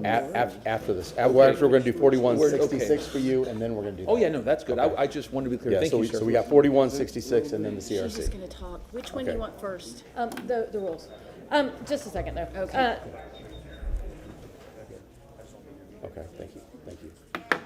Okay, so this ordinance, I worked with city legal staff for quite some time with this ordinance, and we've heard from the public that this is something that people have a lot of concern about. So I just went out, Kelly and I, Ms. Sharf and I rode our bikes to work on Tuesday just to ride the Riverwalk. So this is what we found. Right now, the rule on the Riverwalk is for cyclists to go 5 miles an hour. So with this law, we would be increasing it to 10 miles an hour. But what I found is when we actually rode it, I took one of those speedometers, and Kelly and I, who are not like Tour de France type folk, we were Sherpas, we had computers, we had everything with us, clothes to change into. We averaged 6.5 miles an hour on the Riverwalk, just going at a leisurely pace. So you're admitting a misdemeanor? I am admitting a misdemeanor. But the whole point of leading with this beginning debate is that I don't feel like this is fully set. We do have a lot of people from the community here that want to talk about this, but after we talk about it, I have a motion to move this forward to something to a workshop to really discuss what we need to do. The Riverwalk, I've said this before, we are a victim of our own success, and there is a bigger conversation that needs to be had about this. I greatly appreciate both TPD and the legal department for bringing this forward, because otherwise this would have been simply ignored, and I don't think that's what anyone wants. We have to figure out a way for our bikes, our pedestrians, our scooter riders, our skateboarders, and everyone else, folks with mobility issues, to all coexist in the same space, while knowing that since this Riverwalk was paid for with federal funds, it is a multi-use path that we cannot take bikes off of the Riverwalk legally. So we need to talk about what that next step is. And so that is what I hope that this conversation can turn into, instead of approving this ordinance as written today. So I see a lot of lights. I don't want to necessarily workshop this. So let's go to staff first, and then we'll go for questions from the council. Staff. All right, thank you. Morning, Carl Brody, Legal Department. We're here today to present second reading on the bicycle safety ordinance. I'm going to nutshell the first part. The ordinance is being brought forth to address 3 issues that we were concerned with. First, we wanted electronic bikes and other electronic vehicles to be included so that they would be part of the ordinance subject to the regulation. Second, we wanted, when you had large groups of cyclists or other vehicle operators on the Riverwalk, that they would respect the rest of the participants on the Riverwalk by riding 2 abreast. Safety issue. Third, we wanted to address the problem with folks out there doing tricks and wheelies and other things which are creating dangerous conditions, colliding with walkers, cyclists, anybody else who's on the Riverwalk, by putting in provisions that would prohibit that kind of activity. And the purpose of this is to give law enforcement the tools to be able to address the public safety issue. I think last time we talked about what are the requirements for being able to do an ordinance like this. You have to show that you have an important government interest. We have that important government interest. We know, you know, that there are problems out on the Riverwalk. You've received the complaints. Tampa Connect has received the complaints, and TPD has observed these dangerous conditions out on the Riverwalk. we know there's a problem. That addresses our important government interests. We put together an ordinance along with discussion with, I think, each one of you when we were drafting it, that would specifically have a connection. So we're connecting the problem with the solution. The ordinance is the solution.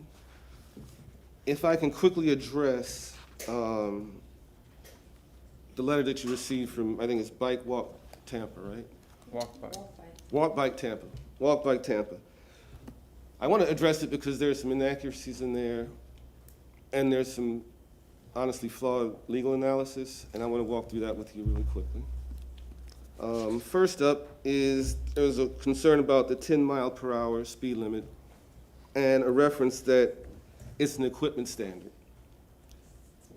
There's no change in the law that we have right now except we're moving from 15 down to 10, and that was at the suggestion of discussions with some of you guys. There is no interpretation that would suggest that this ordinance is, or the speed limit is instead an equipment standard. Equipment standard suggests that that means that any vehicle that would go over that speed limit would be prohibited from the Riverwalk or any of our multimodal trails. Clearly, that's not how it's been interpreted since 2009, and that's not how it will be. It would be a ridiculous outcome for a law enforcement officer to go out and cite somebody for riding a bicycle on a Riverwalk or any of our other multimodal trails. So that's not the interpretation. That's not an accurate legal interpretation of how this would apply. So we just, it's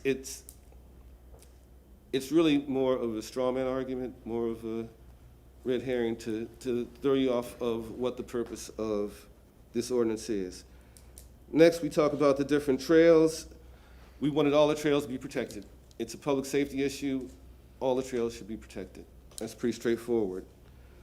Nothing in this ordinance would end up resulting in us losing any federal funding that we receive for the construction and maintenance of the Riverwalk. Why? Because there's no change in what the purpose is. All we're doing is regulating that purpose. Nothing in the federal grants we received on this prohibits or even addresses our regulation of the purpose for which we receive the funds. So it'll still be, obviously we're still gonna allow bikes on the Riverwalk and any other multimodal vehicles and pedestrians on the Riverwalk. So that's just another issue that's not accurate in terms of the presentation that you received. The problem with wheelies. I think this is,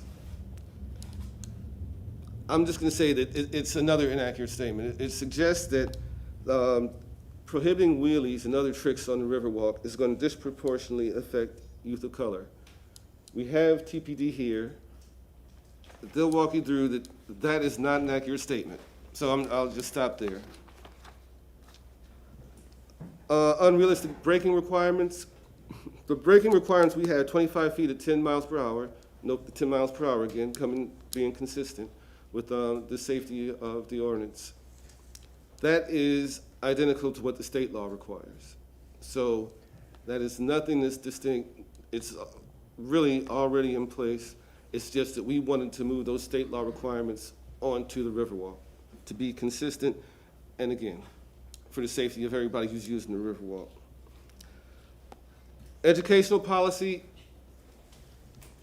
I've already talked with, and I think I've provided some of you, the information. The marketing communications team is ready to go. They have their whole team ready to go and have plans to have TPD officers who are enforcing this to have interviews with local news media. They're going to do a full social media blitz. They're going to contact all the schools, make sure flyers are out so that everybody will be noticed of it. I'll probably call in Ms. Janelle over here to get out to the community to make them aware of the changes. And what's important to note about that is we did something that I think is almost unheralded. We said that we're not going to enforce this ordinance for 90 days. That's 90 days of just pure education, just pure communications and everybody else getting out there, informing the public and informing the youth of what the requirements are to stay in compliance. So that's the first 90 days, there's no enforcement. And after that, the ordinance has been changed. So, and this is our normal practice and patterns in terms of penalties. We've changed that just for this ordinance. The first violation is a warning. So anybody who's concerned about the education on this should take heed that we are going to do more than sufficient notification to make anybody in the city aware of what the requirements are to be in compliance. And even if they're not, the first time they get cited after 90 days, they still will only receive a warning. There'll be no citation. Finally, dangers and unclear potential of enforcement. This one kind of annoys me just because it tells you don't trust law enforcement.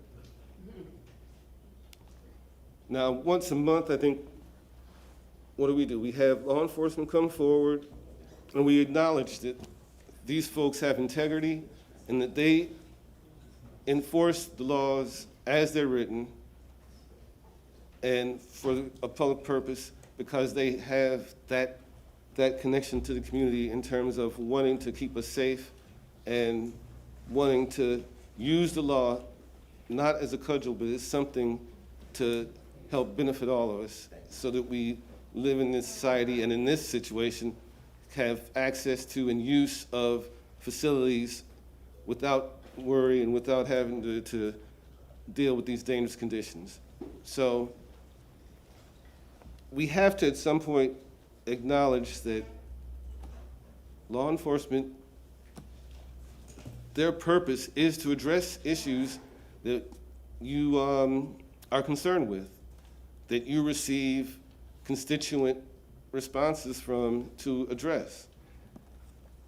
They do that in a manner, like I said, with integrity and consistent and not for any purpose other than achieving your goals. So,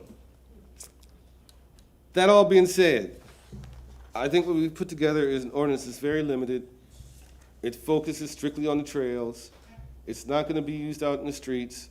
It has very clear designations for what's allowed and what's prohibited, and it addresses concerns that you've received, that TPD has observed, and that have been levied and informed to the city through Tampa Connect over the last extended period of time. We've had the issue here in place for at least a couple years. Not addressing it is allowing a dangerous condition to continue to be in place.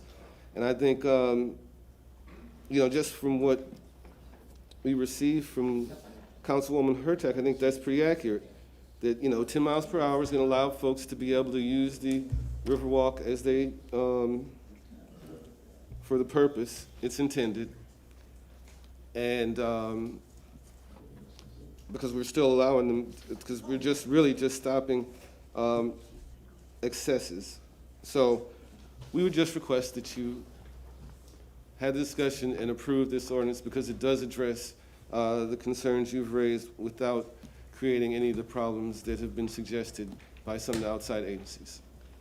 Thanks, and I'm available for any questions, of course. Does council have questions of staff? Just questions, not pontification. Okay. Councilman Maniscalco. It was suggested about moving this to a workshop, I don't know when, but if it does go to a workshop, and this is not read and approved today, but you talked about a robust education campaign for the next 90 days. Even without an ordinance, can't we move forward with this educational component and go out to the schools and perhaps just by talking and communicating, we can improve the situation without going straight to the ordinance? Since you say it's unheard of and it's robust and the communications team is ready to go. The problem with that, taking that route is that first of all, it kind of kicks the can down the road. the folks who we're concerned with who are committing some of these violations, they're aware of that their actions are creating dangerous condition.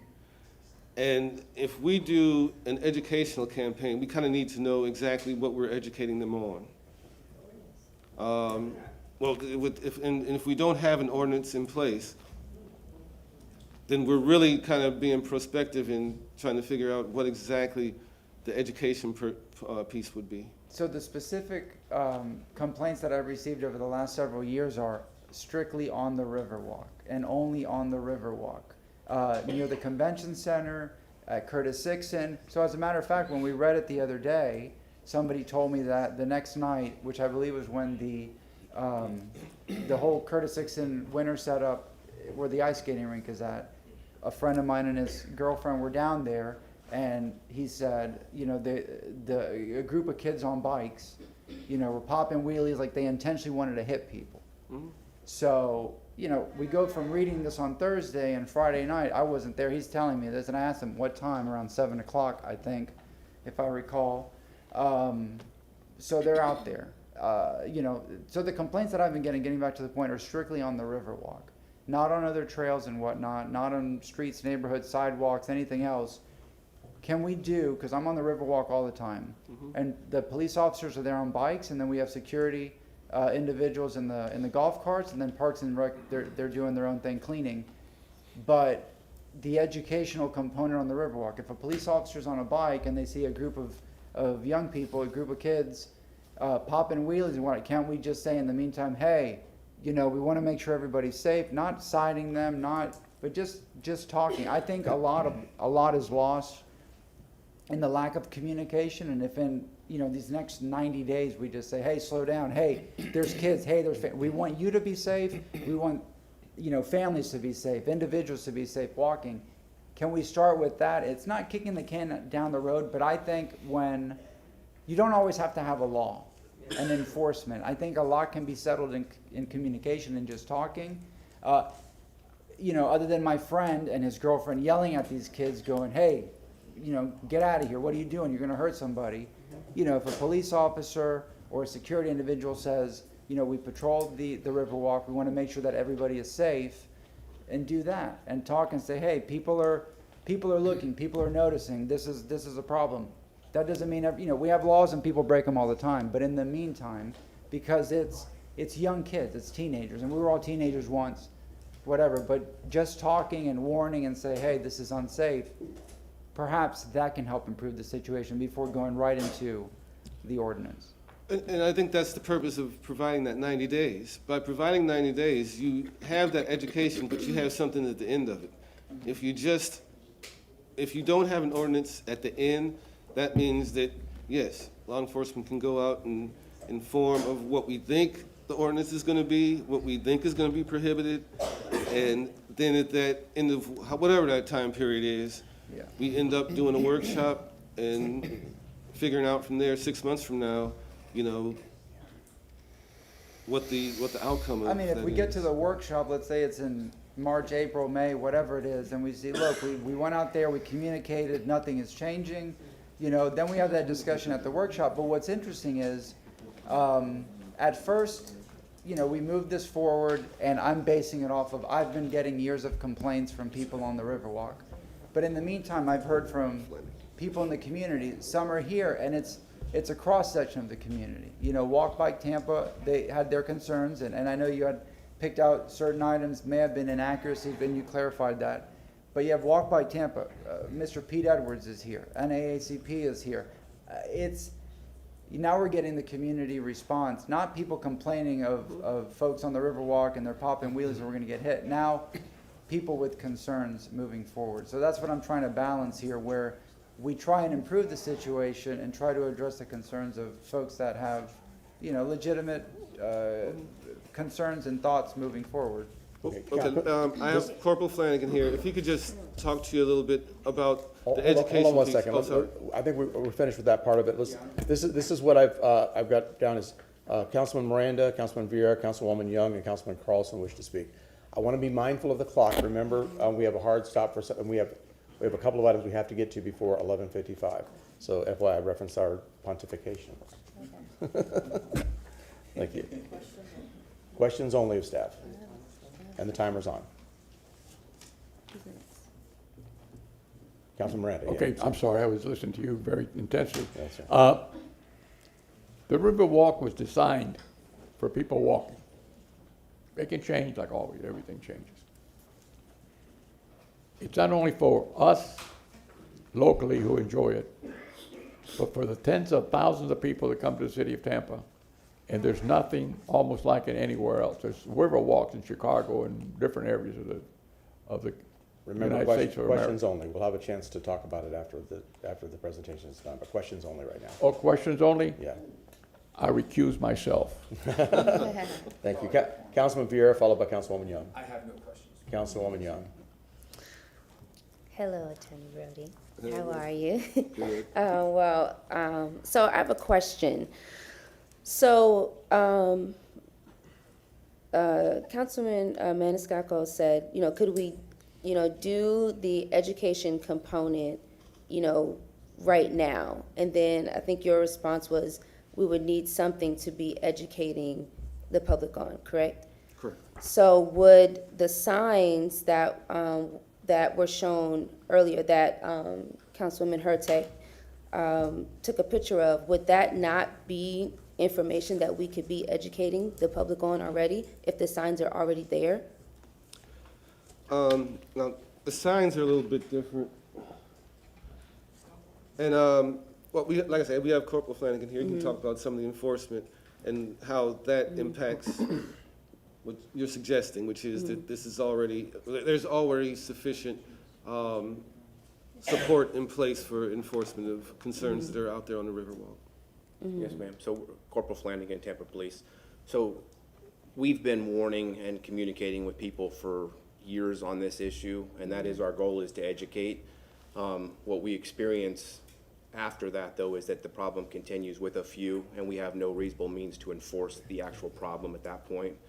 And the complaints have just been nonstop on the real problem, people within the groups that do this, but we have no means to actually enforce it, and that's where our hands are tied. So we have the citizens coming up to us on the Riverwalk, the business owners, the tourists that are making these complaints, but we have no means to actually do anything about it. So when we speak to these groups, which we have done for a long time, you still have a few that know that we can't do anything about it, and the problem continues. So that's where our hands are kind of tied, and we're looking for something to be able to do. Should we have to enforce it with someone? Sure, we need something for that, we do. The large purpose of this is to educate and make sure that people know these rules are in place and that something could be done. That's not our goal. We want everybody to enjoy the Riverwalk safely together, but just like every day out here in the streets, some people choose not to follow the law, but something can happen to them at that point. Out there, nothing can happen right now. So do we have, and this is just, I do not doubt that you all do receive complaints, but do we have any like data or numbers to say, like, since we've had Riverwalk, or is there a time period where we can say from this time to this time, we've received this many TPD complaints, we received this many Tampa Connect complaints, specifically with bikers that are doing wheelies or almost hitting people? Do we have any type of like data for that or numbers for that? Yeah, we'd have it through our emails. If we pulled all the complaints that you all have received through our emails, we don't keep track of the ones that we speak to on the Riverwalk, when we're out there, as far as who we're talking to about the specific complaint. But through email and stuff, we could find a lot of that information. I just don't have that for you today. And I would say that members on the dais have that information because you've been receiving those complaints. I know at least 2 or 3 of you have received multiple, and when I say large numbers, I don't want to put a number on it because it might not be accurate, but I would say it easily hundreds of complaints by members on the dais. Thank you. Councilman Carlson. Yeah, thank you, Mr. Brody. Excellent review, and I appreciate you preemptively going through some of the feedback we got so we didn't have to ask you all those questions.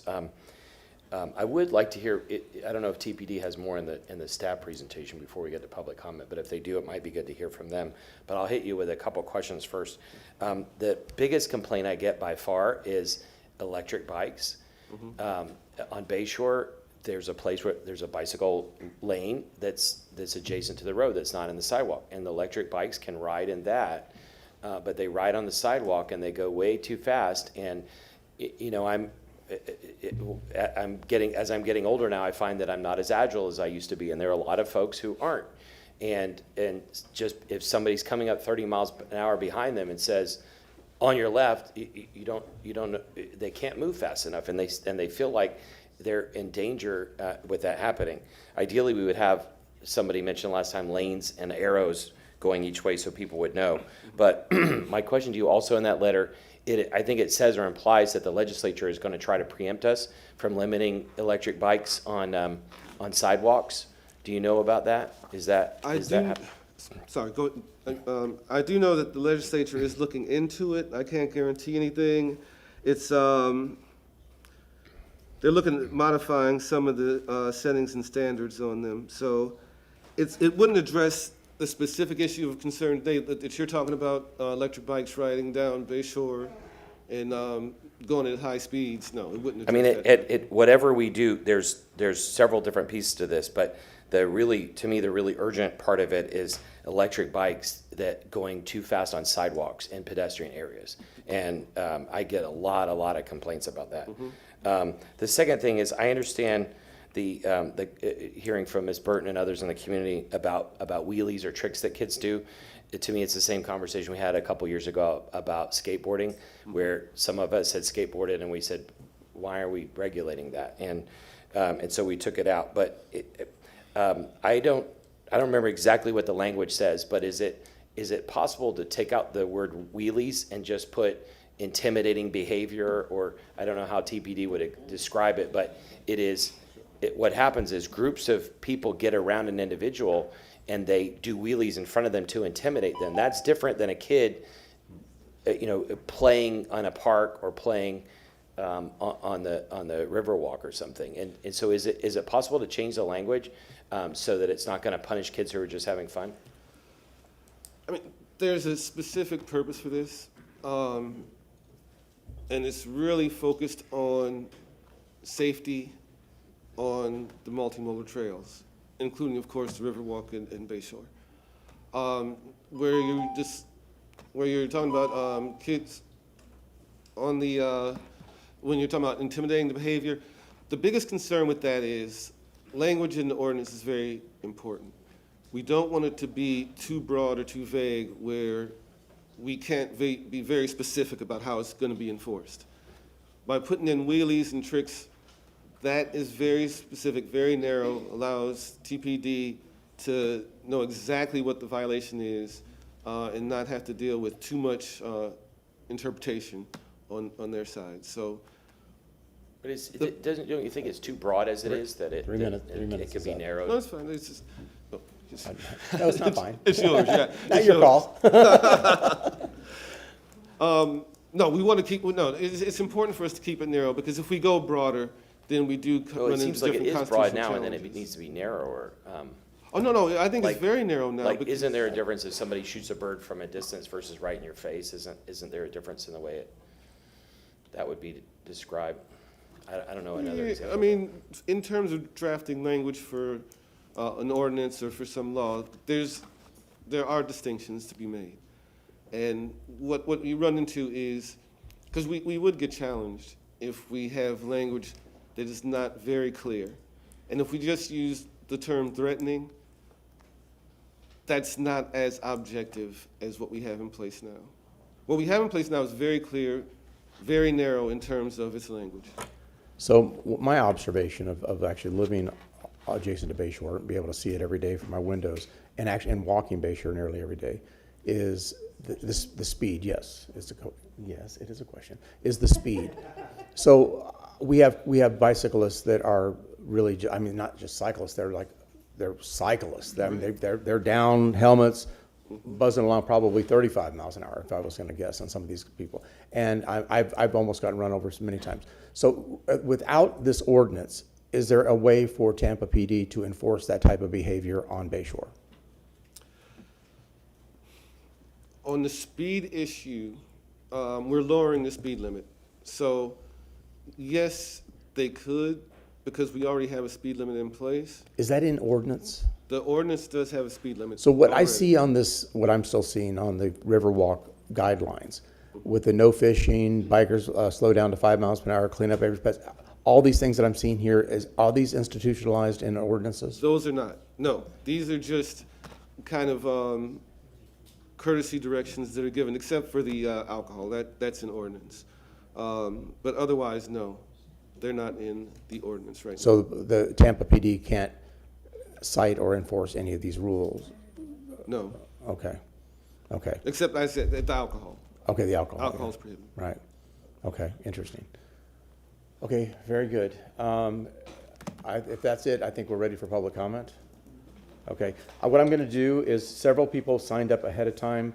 I'm going to call them first, and then we'll come up with people who did not sign up. I'll ask for the public comment as well. So we're going to start with Catherine Michaels, followed by Yvette Lewis. I'm sorry, Catherine Richards. Ooh, that. Catherine Richards, are you here? President Yvette Lewis, then. She had to leave. Okay. I'm gonna let this gentleman go in front of me because he was here before I was. Yeah, okay. That's how Well, we- actually, I'll make that call. What's your name, sir? Robert Pete Edwards. They gave us 2 different lists outside. Yeah, I don't have your, let me go through this list first. I've got Emily Hinsdale next. But I was told I didn't have to fill out the card. No, you don't, because it was you don't have to, no. Okay, I mean, So, I don't come I'll down. get you in a second. Okay. You'll be just in just one moment. Hold on 1 second. Emily Hinsdale, followed by David Okay. Nyham. Wait a minute. No, you're out of order. No, You no, want me to come? no. Okay, I'm a little confused. Emily Hinsdale, followed by David Nyham. Hello, thank you, Emily Hinsdale, here to speak on item 41. Over 100 people have died on Hillsborough County roads so far in 2025, 18% of those on City of Tampa-owned roads. And today we are here to prohibit wheelies. I'm asking you to vote to oppose this ordinance and reconsider it with a lot more workshopping, a lot more details, and a lot more public input. It is important, very important, to prevent potentially harmful conflicts among different types of users on some of Tampa's most popular trails. However, this ordinance, as written, is focused more on punishing a target group than on addressing the causes of these conflicts.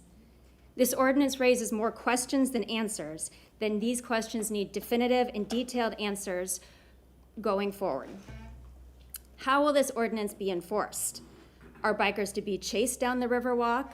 Are bikers to be tasked with presenting ID? These are things that we would like to know before this ordinance is put in place. What kind of statistics and resulting news headlines will we see coming out of this effort? Is the City Council prepared to defend this ordinance if a certain age, race, or economic group receives an outsized number of tickets?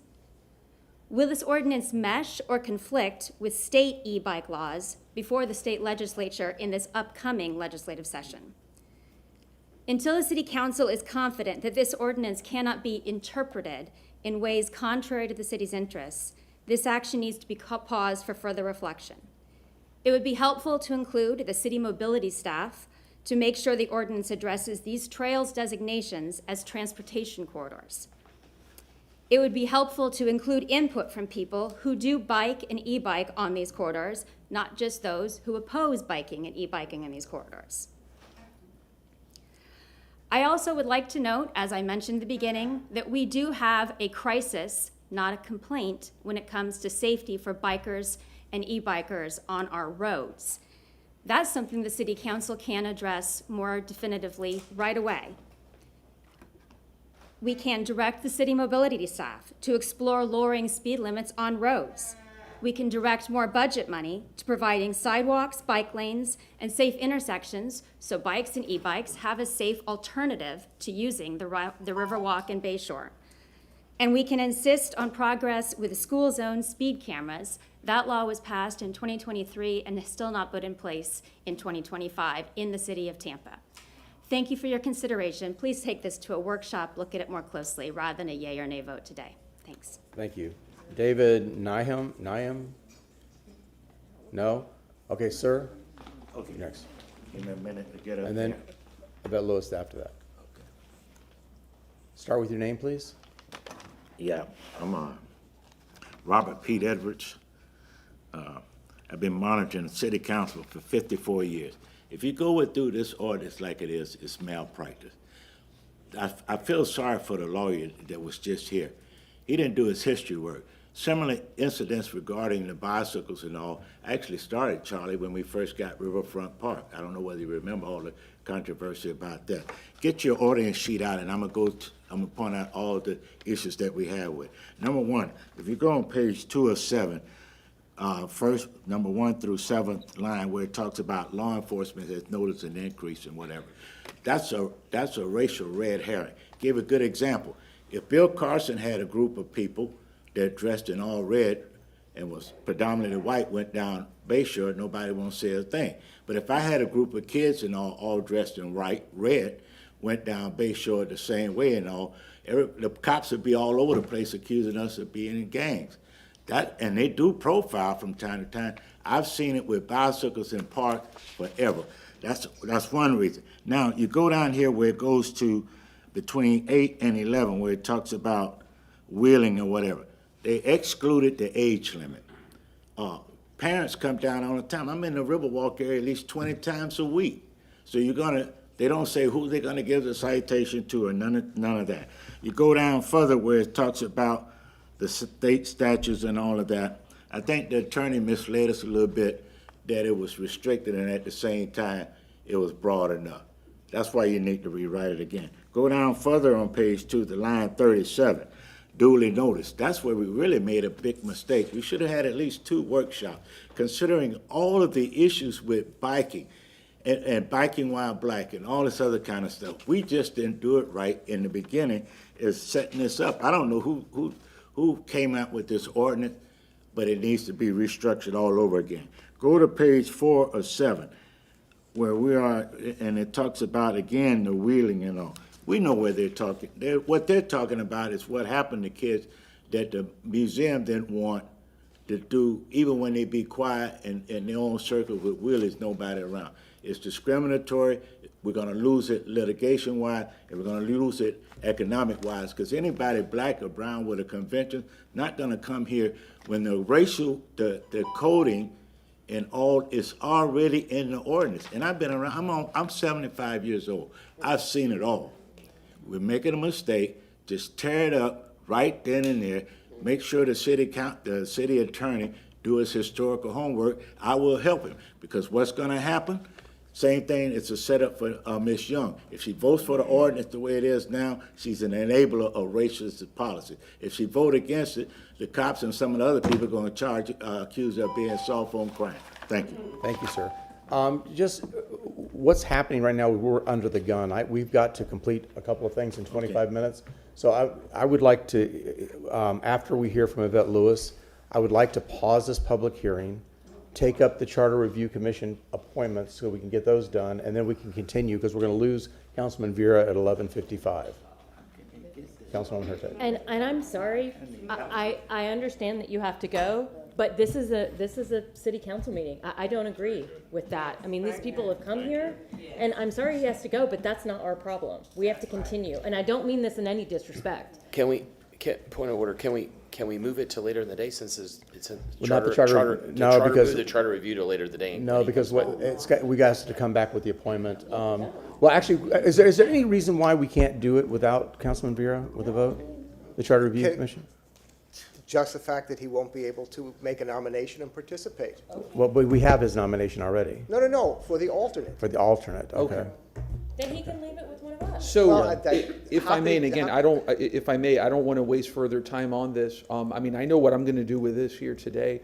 But so long as my person can be nominated, who we know who it is for my position, You have it in that's front of- fine. you have it in And front of we can get it in before, by the way, if we move forward. And How I many stop people are talking. here for public comment on this item? How many people are left? At 3 minutes apiece. Yeah, no, we're not- At yeah, 3 yeah. minutes apiece. Yeah. What, Mr. Chairman, what are you going to do if you come? Okay, up with can this? you please pass your nomination to someone else and then,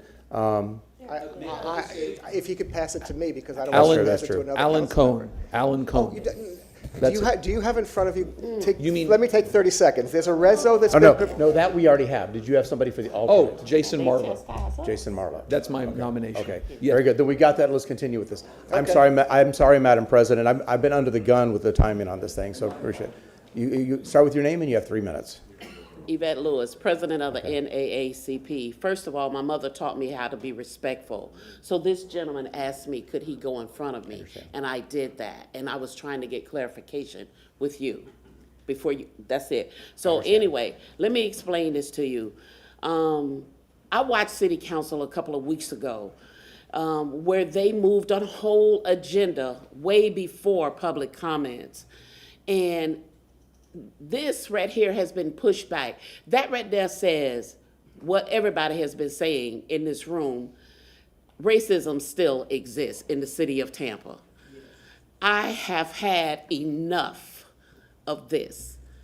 There is definitely something that y'all need to do to understand where this whole biking while black come in. We didn't create this. The whole biking while black started with a light on a bicycle to make it safe for people, and we get it. We want them to be safe. Tampa Police Department turned it into a weapon to attack us, to police us and over-police us. My concern is with this, if it starts here on the Riverwalk and Bayshore, how do I know or how can I trust y'all that it won't continue over into my neighborhood? Because the trust, the gentleman showed you trust. Let me tell you, as the president of the NAACP, I have been working diligently with Tampa Police Department and this city to build trust back between the African American community and them. But y'all keep erasing or eradicating it based on these knee-jerk reactions. Give it some time, think about it, because the NAACP want everybody to be safe. But you can't continue to treat people this way because, oh, I want to put a fine on a child for riding a bicycle. That don't even look right on the headlines. When they say organizations want to come here, they call us and ask us. Come on now. I get what TPD is wanting to do. Trust me, I would not want to walk down Bayshore and they popping willies. I'm driving down the street and they doing the same thing. But how do we educate the people, like educate the kids like we need to beforehand and utilize us? That's what we're here for. But nobody came to talk to us. Okay? We have a meeting every third Thursday of the month. Y'all welcome. But this is a shameful God that y'all acting like this. Councilwoman Naya Young, no reflection of you. You just got that baby. Y'all fix this shit. Pete, thank you, baby. Okay, anybody else that wishes to speak to this item, please go up against the wall and we'll call them one up. Ms. Burton, would you like to speak to this item?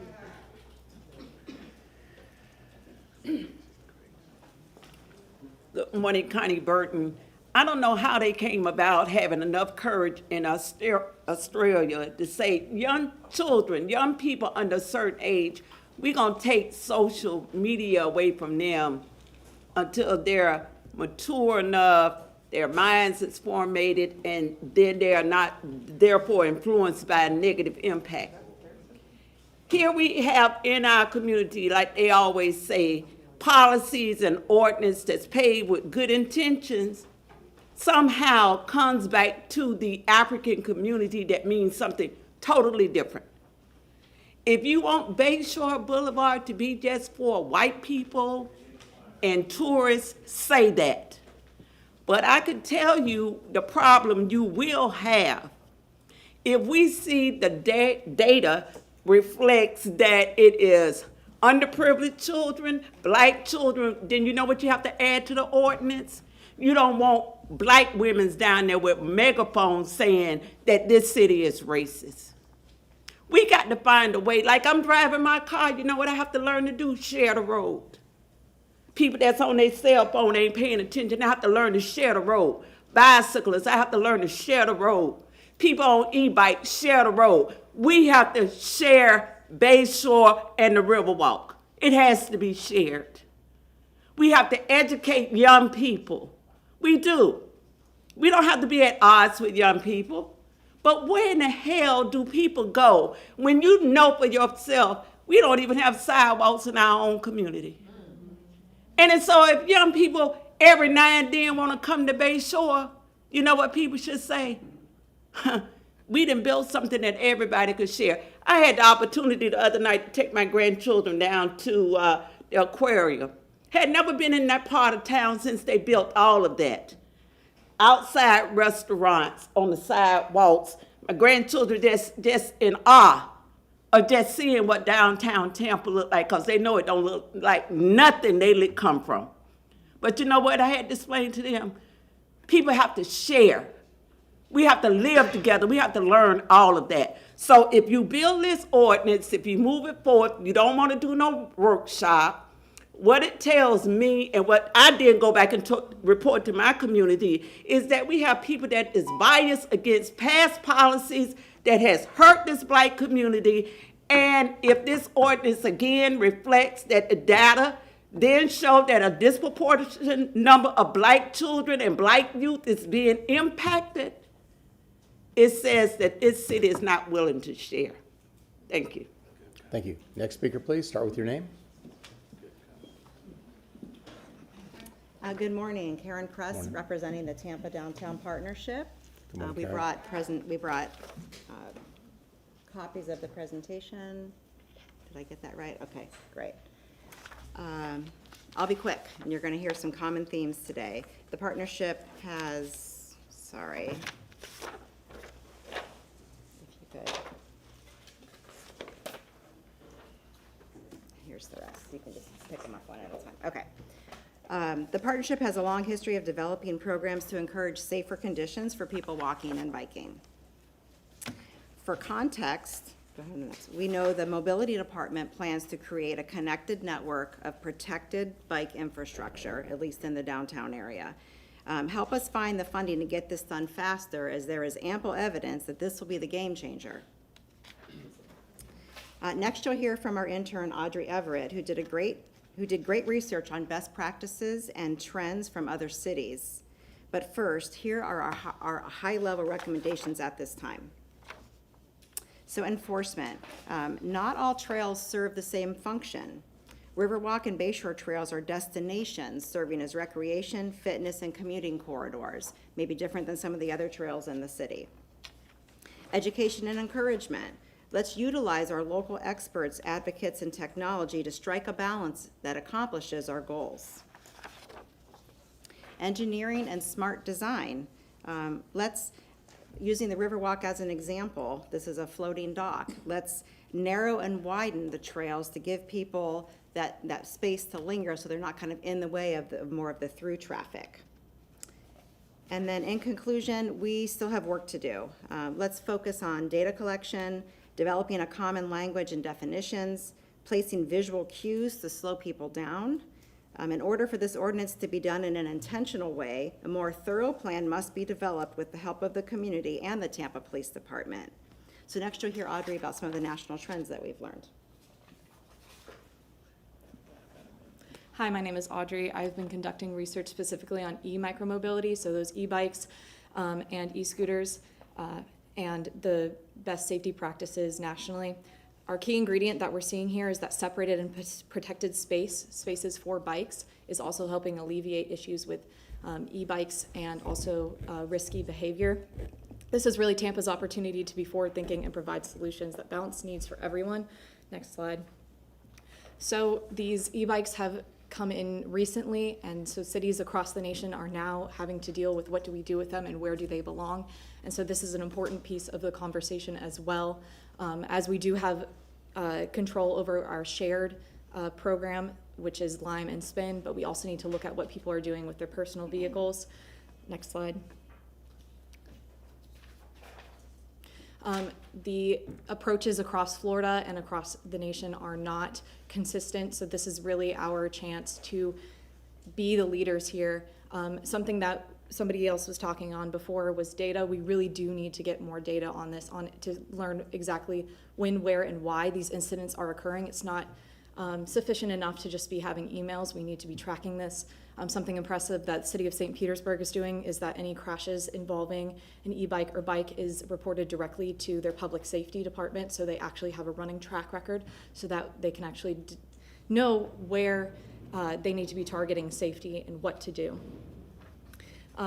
Research across the board shows that if we are dealing with issues in high pedestrian areas of mixed modal trails that are both destinations and transportation corridors in and of themselves, the best thing to do is to also have protected cycle tracks running parallel to those trails. That helps get some of our speedy users off of that trail, and it doesn't force them to go into the way of pedestrians to feel safe.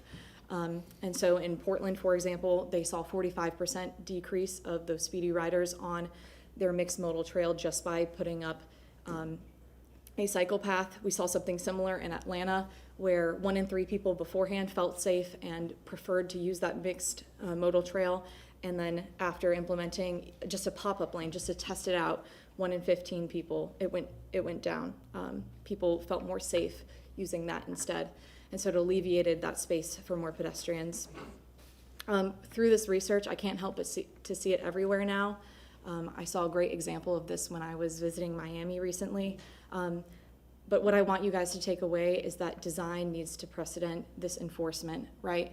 So we need to have cues on the Riverwalk and on those trails with high pedestrian use that signal to people that they need to slow down. It makes it easier for them to make the behaviors that we want to see and subconsciously discourages the behaviors we don't want to see, whether that's with the two-way indications, something in the middle of the walking path to break up the traffic and to slow people down. It makes it harder to cut across and do wheelies, do whatever, places for people to pull off to the side, to stare at the water, relax.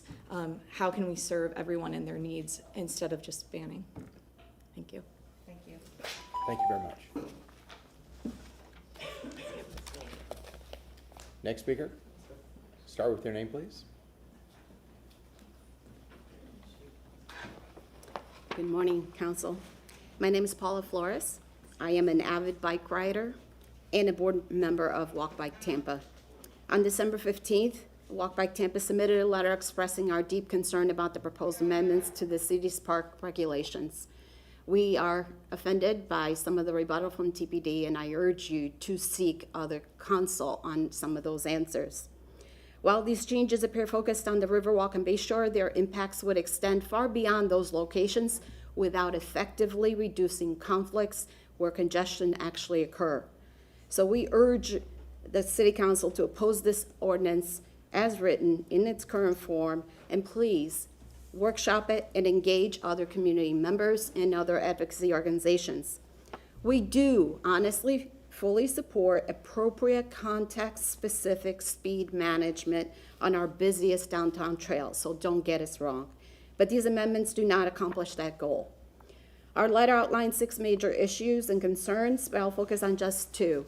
First, the ordinance allows electric bicycles and other devices to not exceed 10 miles. And yes, the way it is written does sound like a manufacturer's requirement. If this is truly a speed limit like it is intended to be, then say so. Be clear.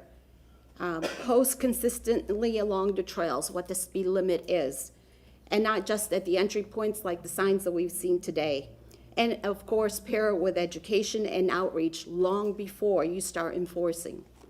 Second, this ordinance would apply to all city Tampa trails, not just the Riverwalk and Bayshore Trail. That includes major multi-use regional corridors designed to function as transportation corridors, not just recreational paths. Applying a blanket 10-mile-an-hour speed limit for long-distance trails is neither reasonable nor practical.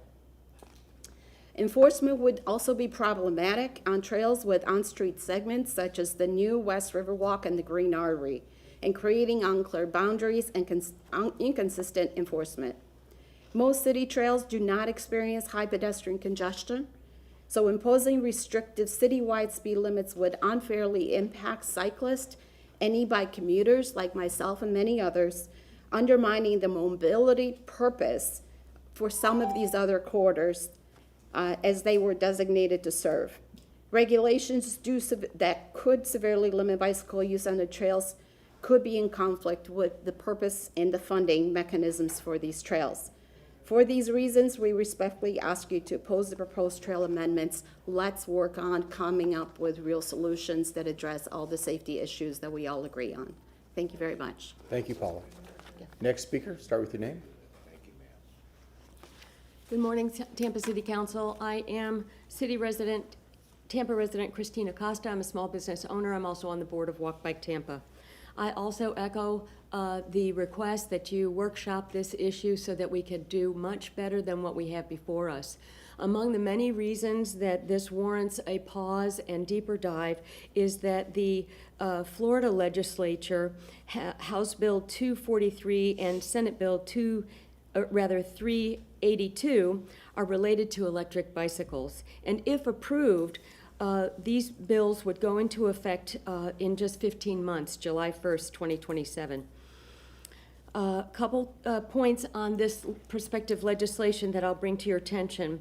The shared use pathways, electric riders using shared pathways in parks and recreation areas would be required to yield to pedestrians and provide audible signal before passing. This is a best practice that is already in place all over the country, and I teach it as a best practice when I teach bicycle safety and use materials provided by the League of American Bicyclists. There's going to be a new definition for electric bikes that have more significant motors. A motor larger than 750 watts and capable of speeds, especially these high speeds that are mentioned on Bayshore in particular, over 28 miles an hour. These would be classified as electric motorcycles. Now, the truth is we see these all over our community already, and they are misunderstood and misinterpreted as electric bikes. They're not. They're electric motorcycles, and this is why you're getting such feedback, especially on Bayshore.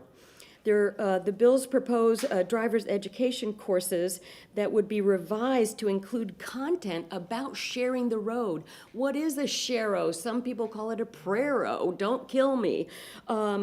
Exactly what do we need to do to share a road for the modal users? There will be at least 25 questions on the Florida driver's license exams that can pertain to covering safe electric bike operation and would be added to the driver safety course. And lastly, but possibly most important, the point I want to share with you is that the new state legislation would require crash reporting. Certain crash reports would be required to include electric bike and electric related vehicles for the data that we need to be have greater knowledge of where our crashes are happening, and to the state will maintain crash statistics. So please, let's workshop this and do better. Thank you. Thank you very much. Next. Please state your name. Hi, Casey Young, Friends of the Tampa Riverwalk staff. We wanted to be here today to just also echo what everyone is saying about the importance of the workshop for this. We want the Riverwalk to be a safe place and think there's a lot of things that need to go into that with this ordinance that needs to be discussed. So we would like to workshop this as well. So thank you. Thank you very much. Next. If there's anybody else who wishes to speak on this item, if you could please stand now so that we make sure we have everyone we need. Okay. Thank you very much. Please state your name. Stephanie Pointer. This picture is of the signs that are on the multimodal trail on Manhattan. We don't have those, evidently. I don't know. I don't know where they're at. Why they're not on the Riverwalk, I don't know, but it kind of makes sense, and the other painted lines make sense. I find this very, very interesting, and somebody sent me a text and said, why are there no receipts? And I'm like, oh, that's really interesting, because there's no data been presented about this. And I've seen it happen. People say, oh, 3 or 4 people are really upset about this, and everybody gets all up in arms. Well, 3 or 4 people is not 100 people or 1,000 people, or how many people have actually been hurt by this situation. The next question I have for you is, if kids can't do tricks in a park, because all of this is city parks or county parks, if kids can't do tricks in a park, where are they supposed to do it? Dumb question. Let's see. I also think it's interesting, we're asking for workshops, but really and truly what happened here is they brought forth an ordinance without having any public meetings. There have been no public meetings about this anywhere in the city. It came straight to you, let's do this. And I'm going to be honest with you, I worked at Job Corps between DC, Baltimore, and Annapolis for 2 years. I had maybe 4% white kids. Almost everybody else there was African American. I took a busload of students to the DMV every week by myself. I never, ever had a problem. But one of the counseling statements that I gave them before we went, I said, you cannot stand together in large groups because it freaks white people out. And it's the truth. It is the truth. And so we have to figure out where the equal balance is. And I want to see the data. I'm sorry, but Chief Bennett is a data guy, but nobody has showed up here with any data. I want kids to learn this. Don't tell me you're going to be on the news, because guess what? My kids see the news come on and they leave. They're like, I don't want to watch this crap. And for one other matter, my husband has started bicycling. It scares the shit out of me. I am scared to death he's going to end up dead. Thank God he only wants to ride in the parks. But he's got his bike lit up like a Christmas tree just to ride from the parking lot to where they can actually get to ride. So we've got to take all these things into consideration. This isn't about one person or one neighborhood or one community. When you make this rule, it hits everybody. And these signs have been on the Manhattan Trail since I moved here. What's changed? Who's going to enforce it? And where is the line going to be drawn?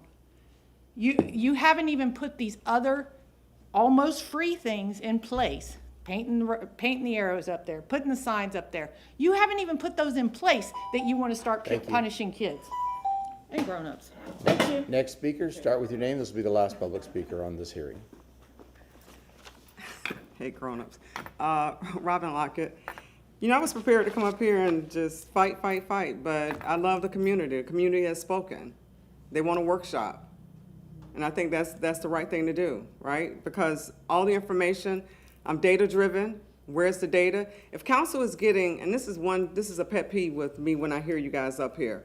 If you're getting complaints and you are outlining, hey, we're getting, because the last meeting, we're getting so many complaints, hundreds is what I heard. Why isn't it brought up to the dais to have a conversation saying, hey, other council members, I'm getting a lot of complaints about this before an ordinance is created, right? So communication is not just key with us, communication is key with you guys also up there. This ordinance goes further out than Bay Shore and Riverwalk. Goes to Copeland Park, my community, Rolette Park, my community.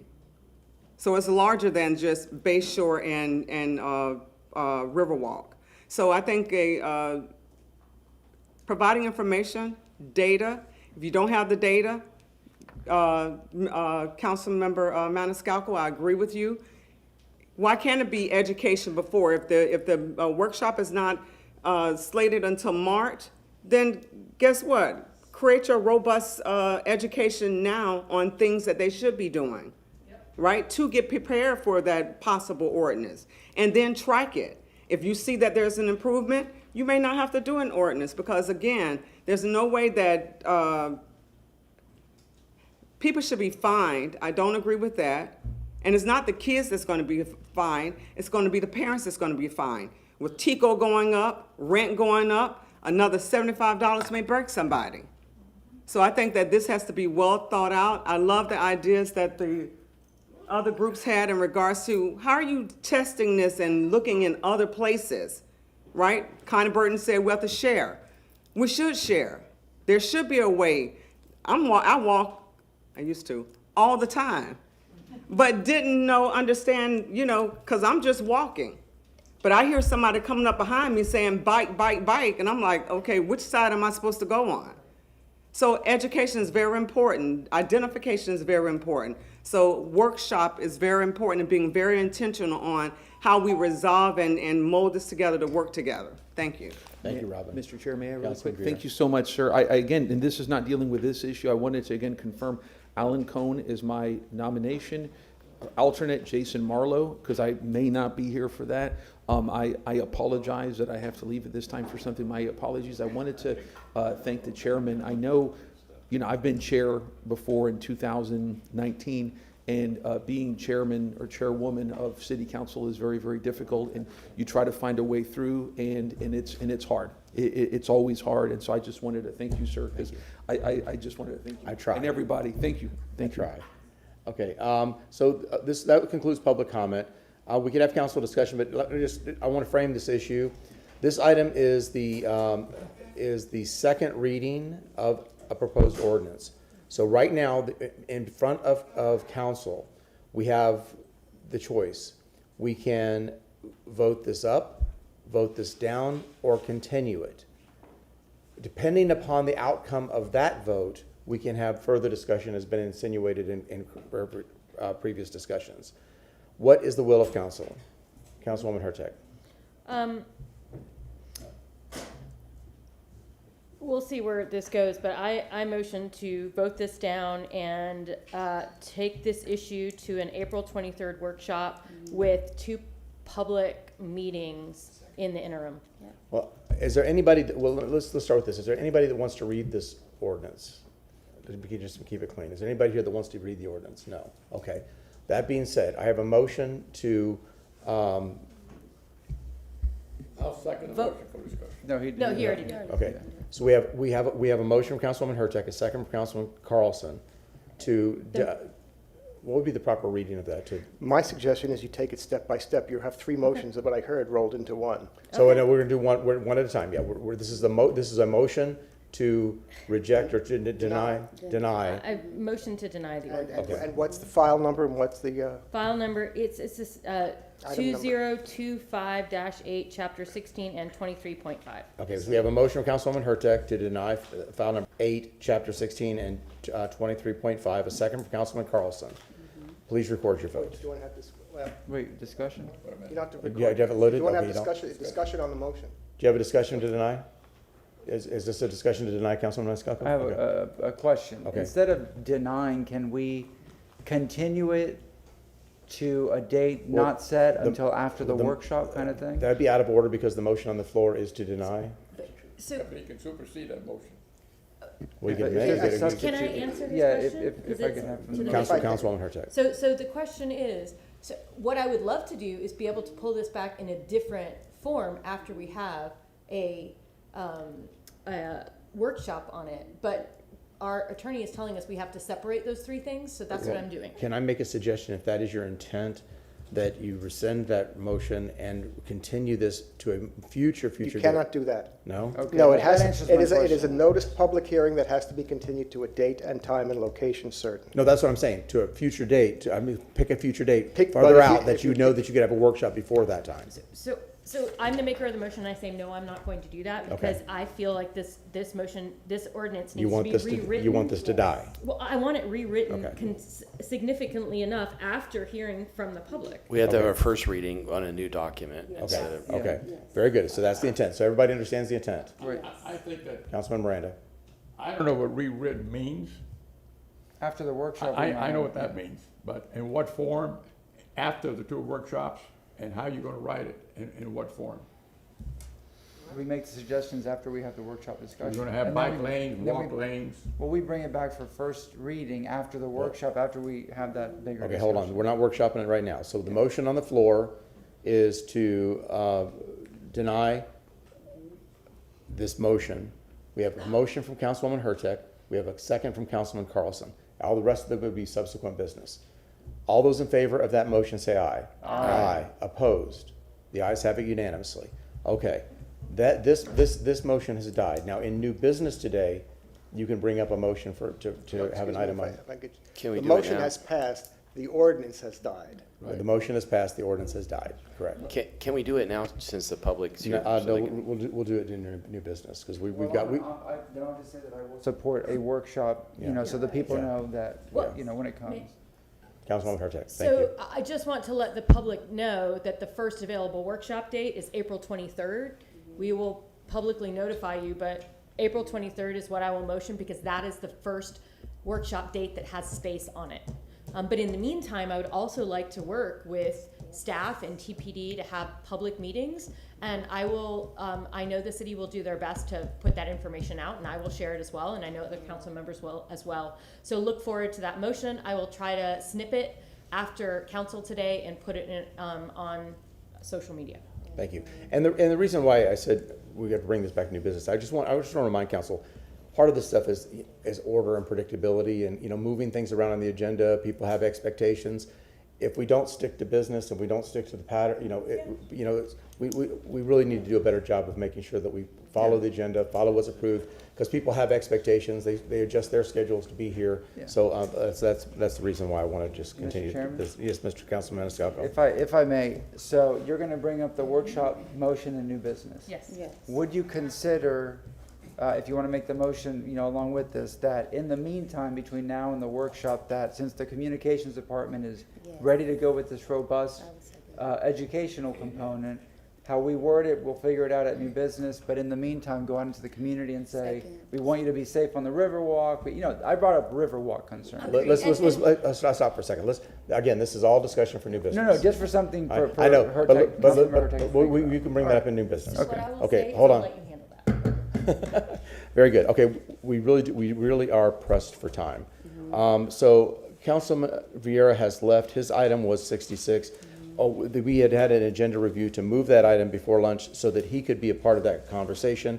Can I get a motion to move 66 to after Councilman Vieira So returns? Thank you. We have a motion from Councilman Hurtak, a second from Councilman Maniscalco. All those in favor say aye. Aye. Opposed? The ayes have it. Now, before lunch, we need to act on the Charter Review Commission. We have two items of business. One is to adopt the resolution appointing the members of the Charter Review Commission that the council has nominated.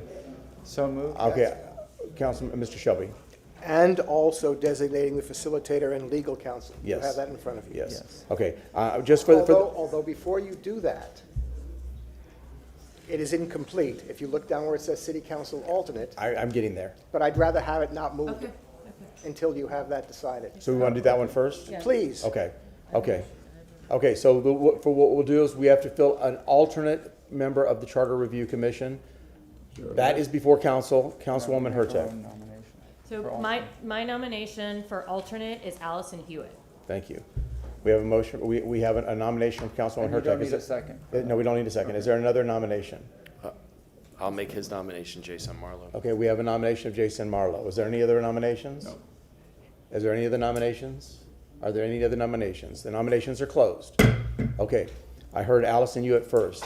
All those wishing free. Okay, all those for Jason Marlowe signify by raising your hand. Huh? Did you vote? You have to vote for him. You have to vote. Or you have to make another nomination. Okay. Well, this is, Who did you vote for? Which one did you vote for? Jason? Okay. You have to. Can we Why count? don't we, why, Can we count Vieira's vote? well, that's why it would be nice to have him here. Yeah, I know.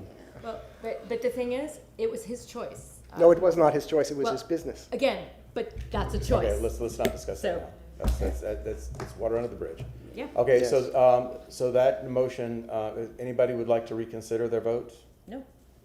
We're not allowed to pick two. No. What, And- pick two? Would anybody No, else you like to can't- no, reconsider no. their vote? Say that again.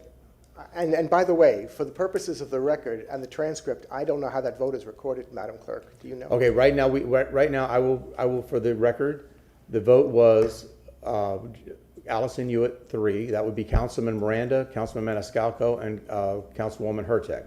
Jason Marlowe, 3. That would be Alan Clendenin, Councilwoman Young, and Councilman Carlson. Would anybody like to reconsider their vote to break the tie? Otherwise, we Otherwise, we have to wait for Viera to get back to break the tie, which we know how that would work. We know what that's going to end up being. Why can't I we have a wait? comment. Yeah. Councilwoman Hurtak. I'm just gonna say that there's a lot of white men on this, and that's the reason I didn't want another white man, no offense, but I think we need some extra representation on this, and that is why I specifically wanted a woman. Okay. Any other discussion? Okay, that dies. Is there any point to even continue this till, Mr. Shelby, this is your, I did not know that Councilmember Vieira was coming back. he is Do you coming know back. Do you know what time he's coming back approximately? We don't know what time. Well, I suggest that what we do is let's see where this thing ends up and have it done hopefully before the end of the year, which would be today's meeting. Yeah, I know. Okay, so that being said, we're going to take lunch. Council is adjourned and we will reconvene at 1:30. 1:30.